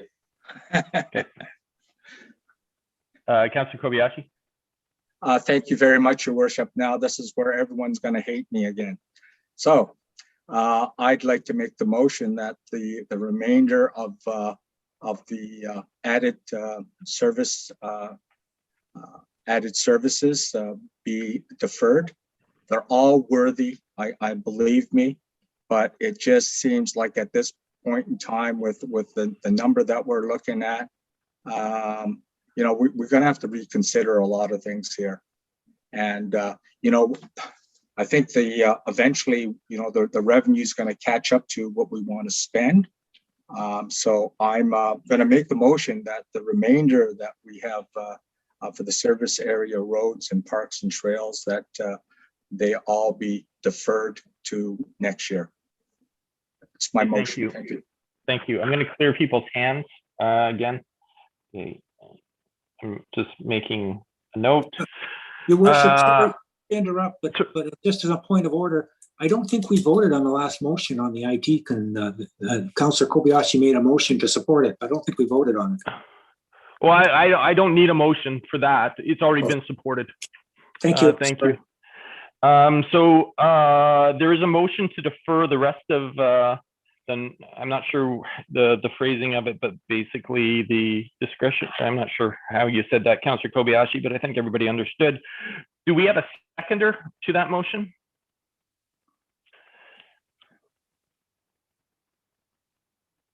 I do not have a seconder to that. Oh, I do have a seconder to that motion. Councillor Day has seconded that motion. So Sorry, I will. No, I just noticed that my hand was still up and I went to put it down and then you thought it was up. So. Okay, so I'm going to lower your hand now. So I am looking for a motion, or excuse me, I am looking for a seconder to the motion. And I don't believe I have one. So that motion does not move forward. Councillor Jansen, did you wish to make any other comments? Thank you, Your Worship. These are tough choices, I know. I too agree with Councillor Kobayashi with regard to the IT. However, I don't completely agree. I do believe that our public realms are being heavily used and are going to require more of a focus. The one area I thought I would make a motion was, I'm not sure that this is the year that we should increase bike lane maintenance. I'm sure some baseline maintenance will be conducted, but I don't believe that this is the right time to expand on that.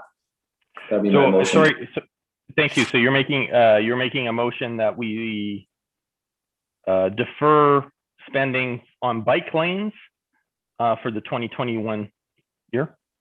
Well, not bike lanes in general. The increase that was proposed for this year. The creation of bike lanes? Okay. All right. Thank you. I do see, sorry, I have to lower everybody's hands again. My apologies. I need a seconder to that motion.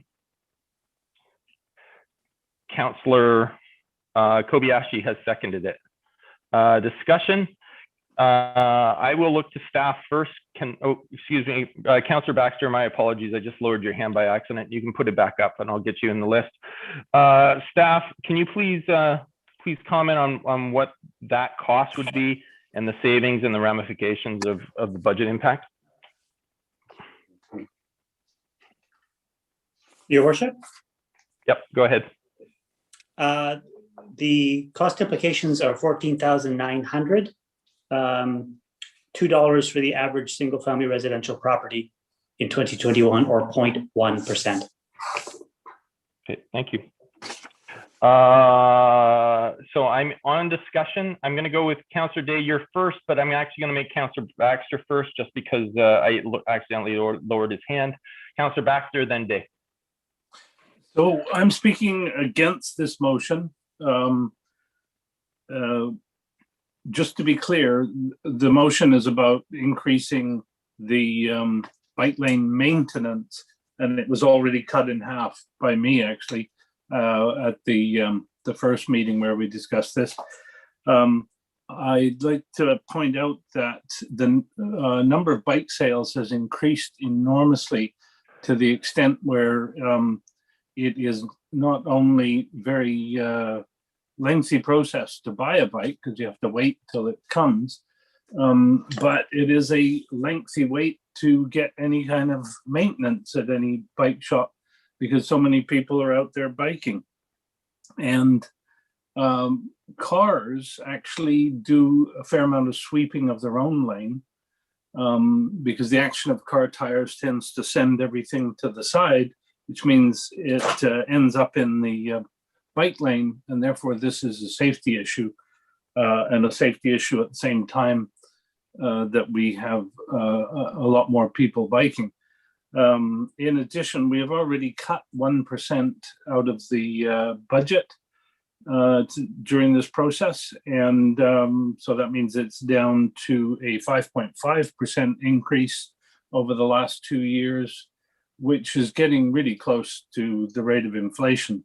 So I think we've done a heck of a job already. So thank you. Thank you, Councillor Day. So that was my point exactly, that this is a safety issue. More sweeping of the bike lanes makes it safer for riding. And if anyone has any doubts about that, I can tell you stories about all the people on the Cycling Advisory Committee over the years who've talked about this specifically as the #1 safety concern for cyclists. And especially because we have so much construction going on that it's causing additional debris to be on the road. So if there was a good time to do a better job of maintaining our bicycle infrastructure, this is the year to do it in. So I oppose this motion. Thank you. I'm not seeing any other hands, so I'm going to call the question to the motion. Those in opposition, please raise your hands. Those opposed are Councillor Day, Councillor Baxter, Councillor Parkinson, and Mayor Martin, so the motion does not pass.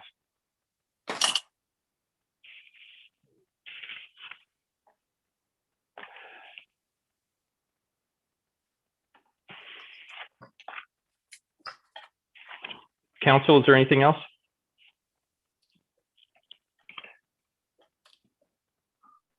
Councillor Kobayashi, then Day, then Baxter. Thank you, Your Worship. I just have a quick question. I'm sorry I missed this question before. This just has to go back to Royal Bay and the increased maintenance on the parks. Has that actually been turned over to the city now? Are we responsible for the maintenance of that now? I wasn't too sure if that's still Royal, the developer, or it's us. Could I get that question answered? Thank you. Yeah, with Royal, well, I will lean to staff on this, but it's my understanding of Royal Beach is still responsible for all their land. They have not handed anything off to the city. In regards to Royal Bay, if you're talking about some of the parks that are officially being used, then yeah, they've been handed off to the city. Yeah. Mr. Bolt, Yes, Mayor Martin. Earl, or Mr. Molnar, whoever wishes to comment. Yeah, no problem at all. There are parts of the park in Royal Bay that have been handed over, will yet to be handed over in the fields. But the places have been handed over. Mayor Martin is correct. Just be handed over to the.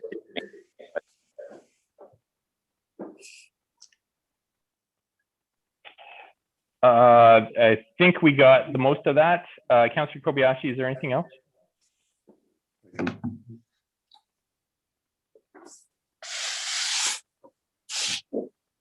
Councillor Kobayashi? Sorry, I can't see anybody. Oh, sorry. Yeah, I'm good. Thank you very much, Mayor Martin. Sorry. Yeah, I can't see people's faces, unfortunately. Councillor Day. Thank you. I just wanted to touch on the storm sewer maintenance. So this is $97,700 or 0.64% of a tax increase. And it is funding for the comprehensive flush and camera program on a 4-year maintenance rotation.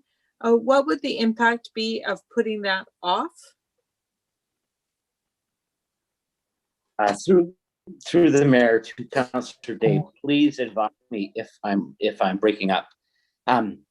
Rob Boyle, who's in attendance tonight, is ready to speak to this, and if there's any additional information I can augment. Rob, would you like to take over?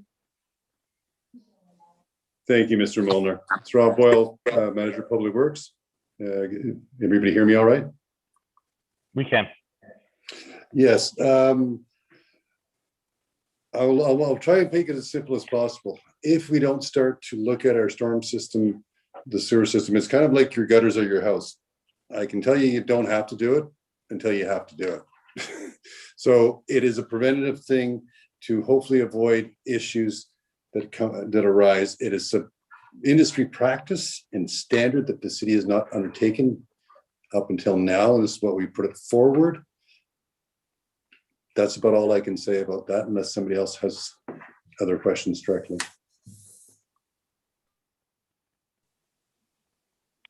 Councillor Day. That's good. Thank you. Then I will go to Councillor Baxter, then Logan. I was going to say, I think we're done here and move adjournment. Nope, we're not. Okay. Councillor Logan. Hey, that's my line.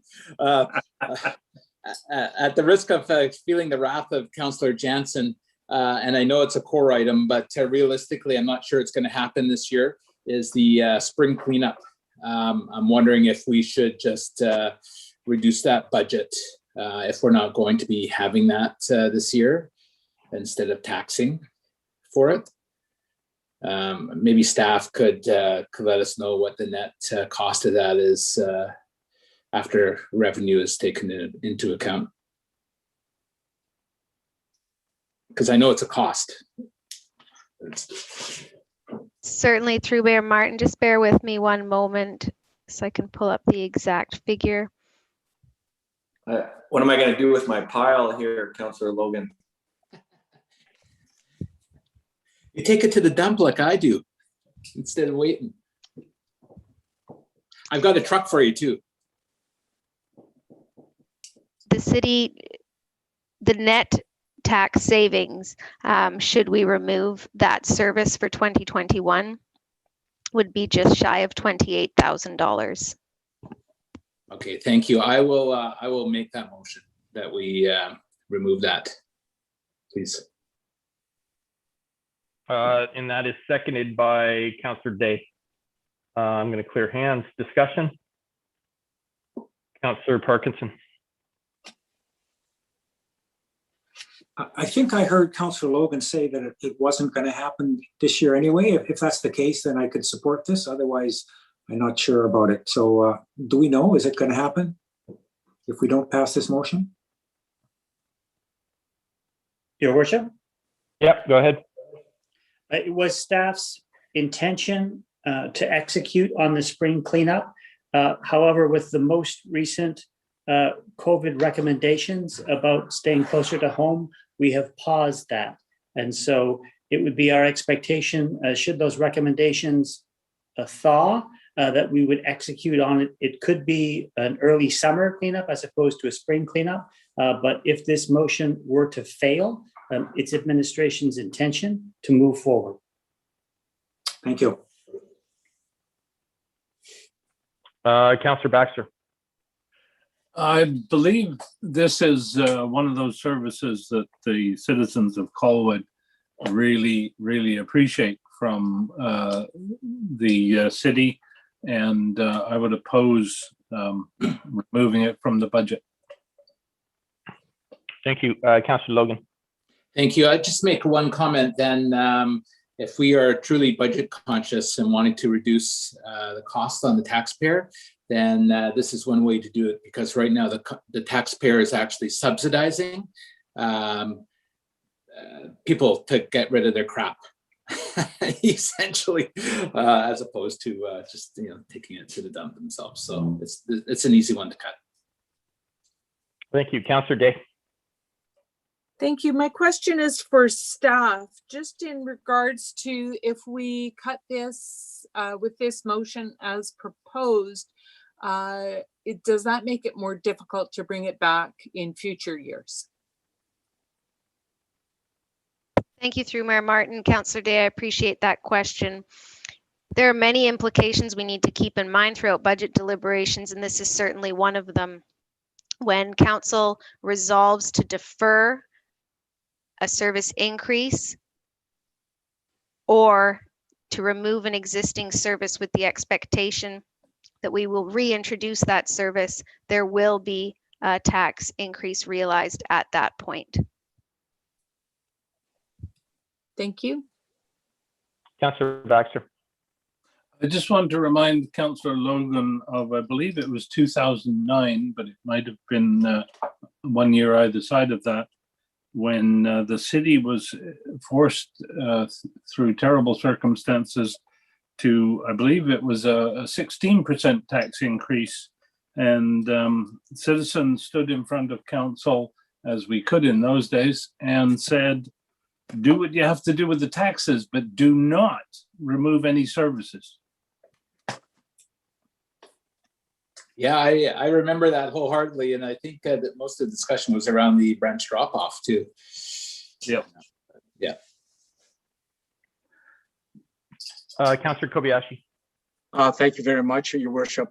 And Councillor Baxter, if your history serves you correctly, I believe those tax increases were due to the closure of the gravel pit at the time. I wasn't living here at the time, but I understood the history behind this. But at that time, also, everyone was basically working. They didn't have COVID-19. So I just want to remind you of that external factor. Thank you. Okay, Councillor Baxter, again, we're sort of getting into this back and forth. If you have something new to offer, I will let you. Otherwise, I'm going to call the question.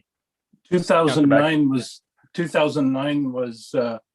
during the effects of the crash. Not everybody was working. Okay, thank you. We've got a motion now to in regards to the spring cleanup to remove it from this year's budget. Those in opposition, please raise your hand. Oh, sorry, point of order, Mr. Mayor. Go ahead. Can we get the motion read back, please? Because it's very Certainly. important how it's worded. Staff. Through you, Your Worship, the motion was that to remove the spring cleanup program from the 2021 budget.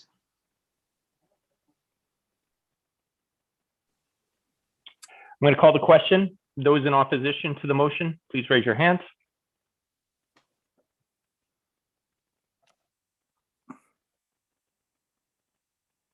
I'm just giving people a moment.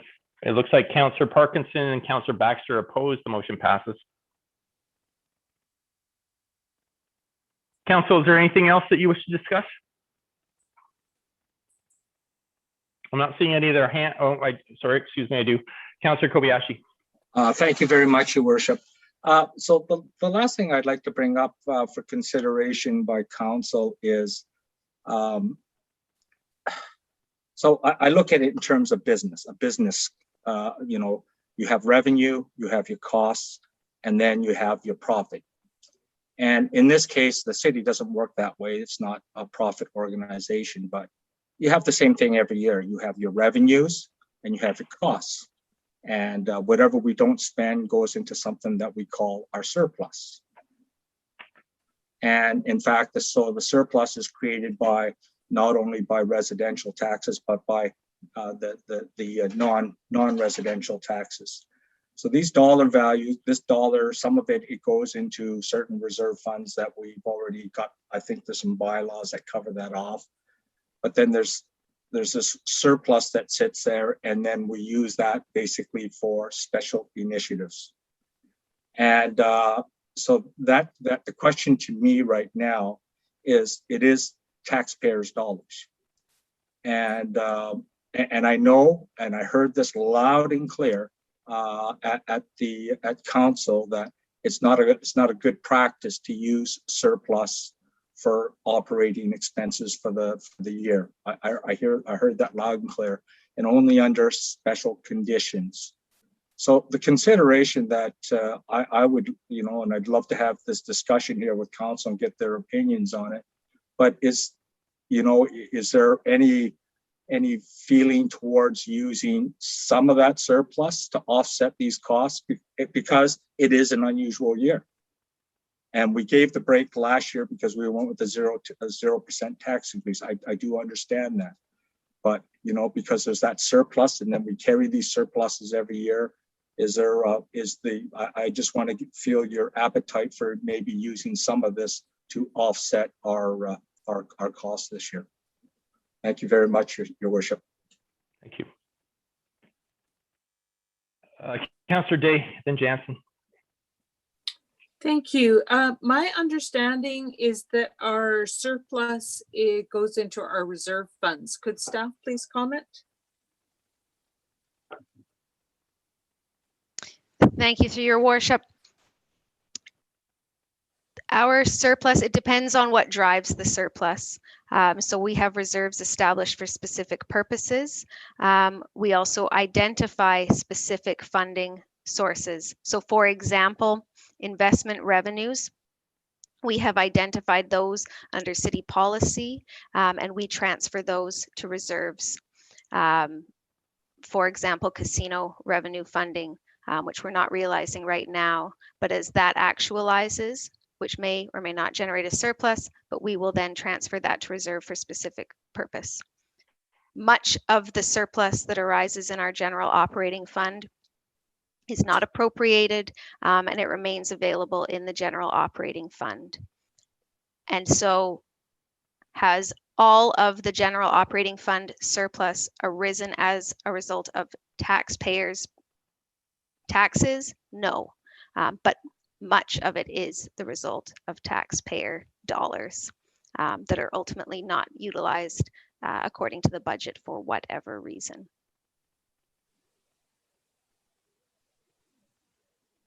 Thank you. Thank you, Councillor Jansen. Thank you, Your Worship, and I wonder if we can go back to Councillor Kobayashi, because I was getting ready to second a motion that I thought was going to be coming there.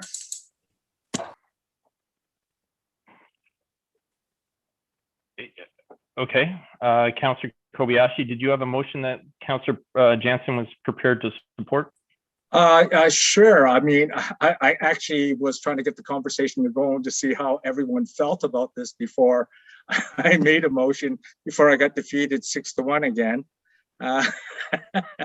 But I would, I would, and maybe the best way is, and I know we're limited in time here, but I don't know what the dollar value that I'm looking for, to tell you the truth right now, but maybe it's staff, maybe coming back to council with,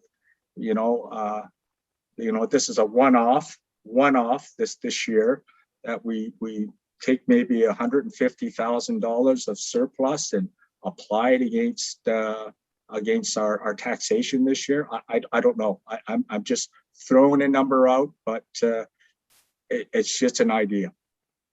So I guess that's the motion. I'll make that motion to start off with. Okay, just a minute. I'm going to clear hands. So sorry, Councillor Councillor Jansen, are you seconding that motion? Sorry, yes, I'll second that just to get the discussion going. And I would love to know, like Doug asked, what exactly dollar amount we're talking about. Through Mayor Martin, if I may comment, my first question is, what are we looking to achieve here? We've had many conversations about the impact and the implication on our financial plan, which is a multi-year plan for the city when we utilize one-time funding sources. The budget that was presented and reviewed throughout this year's deliberations reflected the impact of the one-time utilization of reserve funding in 2020. So if we look to utilize one-time funding for ongoing service delivery, we will realize that property tax increase in future years. It is not a sustainable mechanism for funding ongoing service delivery in the city. And tonight, the city council has made a number of resolutions that have resulted in deferral of increased services to consider that as well. Tonight's discussion has focused on the 2021 property tax increase. This financial plan, of course, incorporates property tax increases in year 2 through 5 as well. I know exactly what you're talking about through the mayor to Jen. I know what you're talking about, and I couldn't find it in any of these services, to tell you the truth, you know. So I was just throwing out the idea right now. That's all I was doing. It was just sort of just to make the pain a little less this year. I mean, I'm expecting the economy hopefully to start recovering in the fall sometime, and you know, there's, you know, people be a little more optimistic when you start getting regular paychecks at home, with some homes that don't have it. So that's all I was trying to achieve here, you know, and it's a Band-Aid solution, and I do understand that. So I just thought I'd put my 2 cents in there. Thank you. Councillor Day. Thank you. I think it's important to remember that we had the one-time special budget last year when COVID was hitting, and we were all so very uncertain, you know, what this would look like, what it would really mean for us.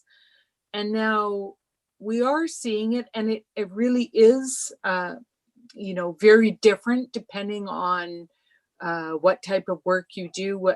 You know, certain industries are definitely hit much harder, and some industries are booming, and there's a lot going on out there that's creating uncertainty. So I do really understand and appreciate that members of this council are trying to make things better for our residents by offering some supports.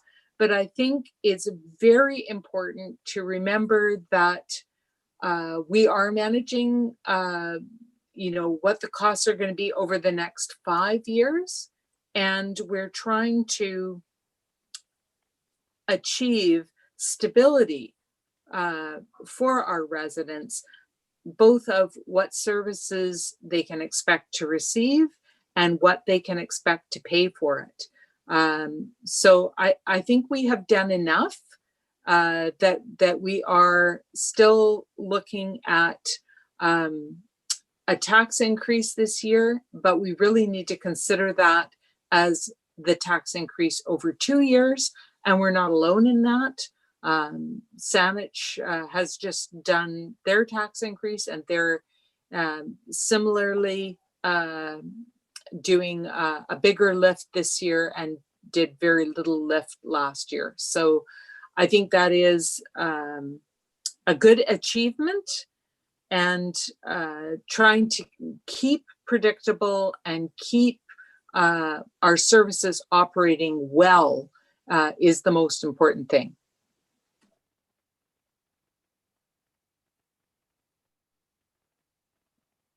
Not seeing any other hands. So I'm going to call the question on the motion. Staff, can you read the motion, please? Yes, Your Worship.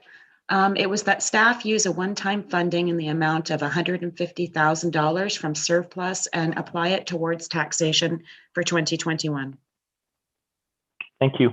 So with that, Councillor Baxter. Oh, sorry. And then Parkinson.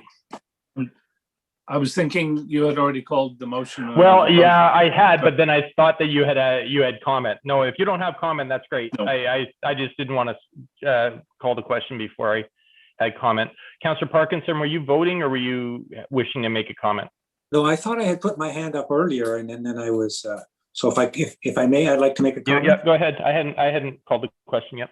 Thank you, Your Worship. I will be in opposition with this. I think we can't be just at the 11th and a half hour pulling money out of reserves. I don't know what the effect of the changes that we've made here tonight are. I know they've certainly decreased the 6.5% tax lift that we've been talking about for months. So that'll go a ways. I myself worry about the amount of money we have in reserves. We have projects going on now at Allendale and at the VMP intersection. We have a council commitment to do a bunch of sidewalks. There's a lot of things that we're going to need those reserves for. And perhaps more importantly is, are we just kicking the can down the road? I think we've tried to be very thoughtful in the increases that we have brought, that we thought they were all things that our citizens wanted and would appreciate. And yet at some point there's going to be, if we start taking money out of reserves, we're going to have to bump the taxes next year or the year after or whatever. So I understand we're all trying to find a balance that makes our own personal selves comfortable. But taking it out of reserves is, in my opinion, a backwards move. And I think I'm going to vote against it. Thank you. Okay, I'm not seeing any other hands. This is your last chance. I'm not going to allow you to speak. I'm going to call the question. Okay, no, there is a hand. Councillor Jansen. Sorry, just a very quick question. I'm not sure, or maybe I missed it, but did we get a sense on what the total surplus was? And the only other thing was, we're talking about surplus and reserves. Well, if it's in surplus, it hasn't gotten to a reserve yet. So it's not like we're raiding reserve funds, unless I'm missing some kind of mystical accounting principle here, which actually I'm sure I am. But can we get some clarity on what the overall surplus was from last? Certainly, and through your worship, to comment on Councillor Parkinson's, just in sum, the impact of the decisions made tonight, we've reduced the property tax increase from 6.5% to 5.4%. We have increased the property tax increase in year 2. With respect to the city's reserve and surplus fund balances, I will just pull those up. Just bear with me one moment.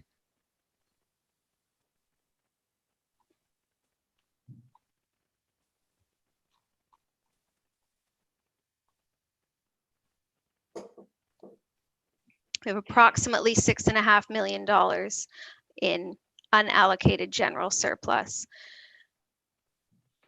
As has been highlighted, this is a funding source. It is not a sustainable funding source. Comments about kick the can down the road, that will be realized in year 2, year 3. Anytime we utilize one-time funding for ongoing service delivery, it's not sustainable. There will be a property tax increase realized in the future.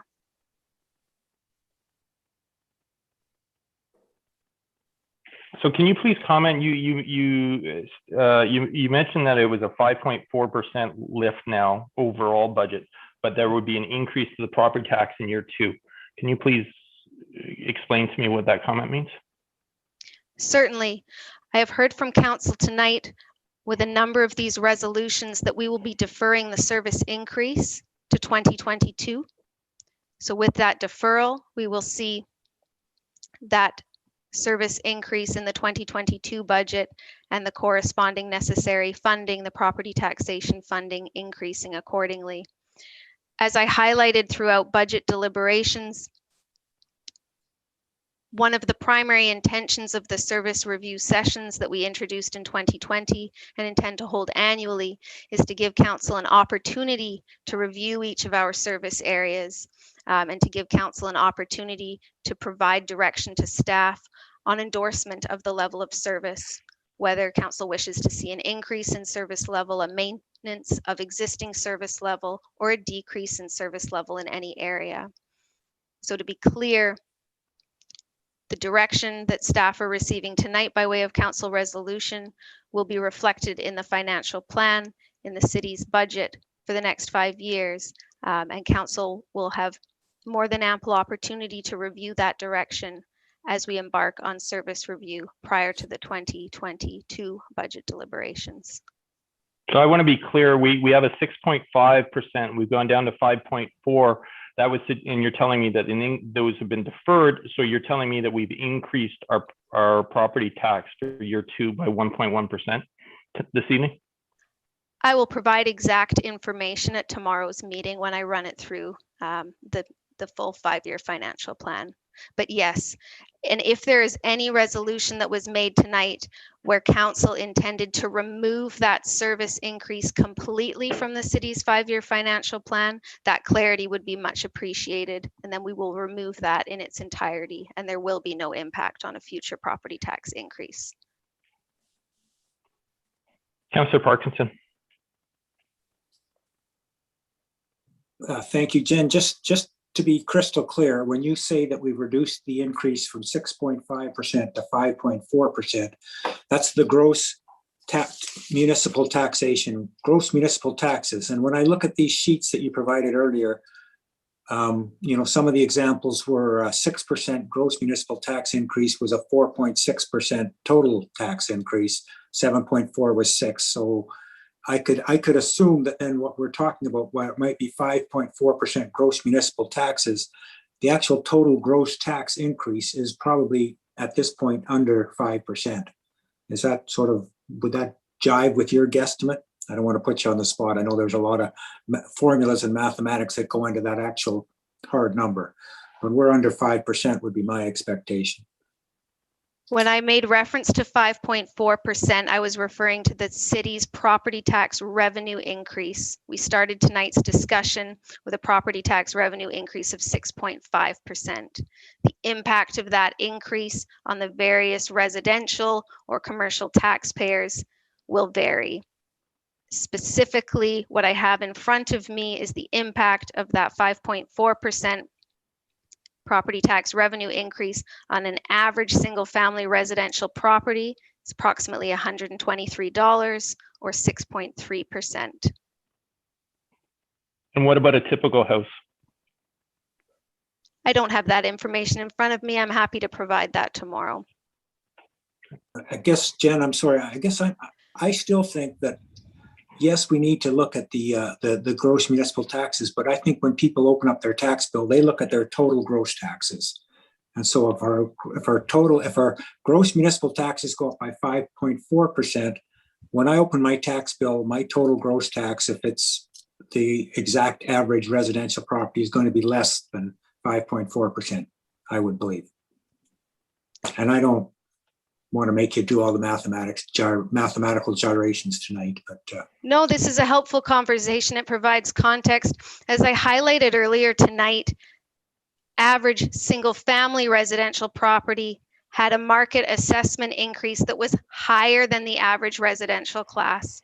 As such, the impact of the municipal revenue increase is slightly higher. So the gross taxes, both the gross municipal and the non-municipal taxes, right now with where we're at for a single family, is a gross increase of $190 or 5.4% gross taxes. Keep in mind, there are additional charges on the city's property tax bill if the property is a sewer user versus if they're on septic. thank you. Councillor Kobayashi. Thank you, Your Worship. I'd just like to make a comment here, Mayor Martin, and I don't think we should be playing games with what total gross taxes are and what municipal taxes are. There's only one tax that we absolutely control 100%, and that's our municipal taxes. That's what's reported in the newspapers. So, we can play all the games we want with this right now. We don't control school taxes. We don't control CRD taxes. We don't control any of those. And, you can't have it both ways. In the years that we say 0%, because the other taxations go up, then we always blame them, right? Or that's not part of us. And in fact, in our newsletters every year, when we report tax, we break it down. Okay, here's other, and then this is what your municipal portion is. So I don't think we should start getting into these conversations of whose tax is whose. It's what we control and what we're accountable for, and that's municipal taxes. So I just want to make that comment because it's, you know, it's taken us off topic a lot. And this year, as I said before, we're fortunate that most of those other taxes in fact didn't even go up. They were 0%. And there's only 2 other taxes that actually went up. And hence our overall gross tax is down. But we can't play that game because we don't control that. So when it goes to our disadvantage, we can't disown it. You know, if you're going to start reporting total gross taxes to the taxpayers, then that's the way you always have to deliver it. But warning, it could go bad because you don't control that. So I think what you've done is right, Jan. Municipal taxes are gross municipal taxes. That's what we control. And I think that's how we should report everything.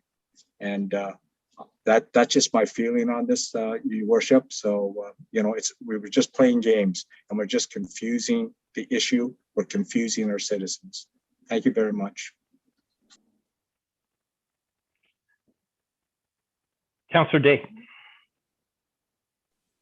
Thank you. I think it's very important to be very clear. Our staff are really good at this, at presenting what our municipal portion is, but our residents are always going to come to us with external pressures because we're just one of many pressures that our residents have, you know, having to pay for the services within our local community, but then also needing to pay for school districts and for CRD initiatives and all the good things that do help to create the wonderful neighborhoods that we live in. But we are always going to be under pressure because of other things. Just like you hate it when your car breaks down and your insurance goes up on the same month, we're all going to hate it when our municipal portion goes up at the same time as our CRD portion. So I think the point is well taken, that we need to be as clear as possible, but we are always going to have to consider what other pressures our taxpayers are under. Thank you. I'm not seeing any other hands. Is there anything else that council wishes to discuss before I look back to staff on next steps? Not seeing any other hands, so staff. Mr. Mayor, is there not a motion on the table? Oh, is there? Sorry, what's the? Councillor Kobayashi's motion is on the table. Oh, the 150? Yep. The 150 surplus. Thank you. My apologies. Completely forgot. Is there anyone else wishing to speak to that motion? Seeing none, again, do people I will ask staff to read it one final time so that we're clear. Thank you, Your Worship. It is that staff use one-time funding in the amount of $150,000 from surplus and apply it towards taxation for 2021. Great, thank you. I will call the question. Those in opposition to that motion, please raise your hands.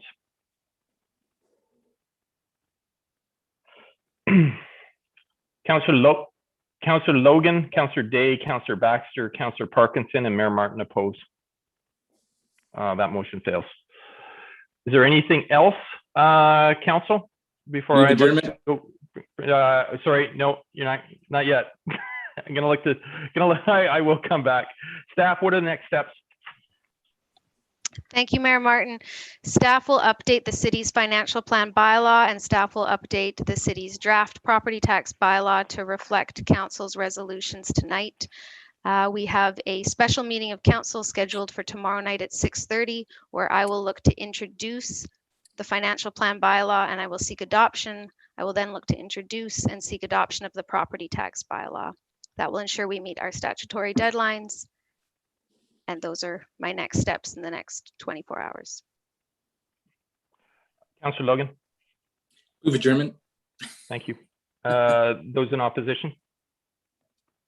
Nobody opposes. Thanks, Jen.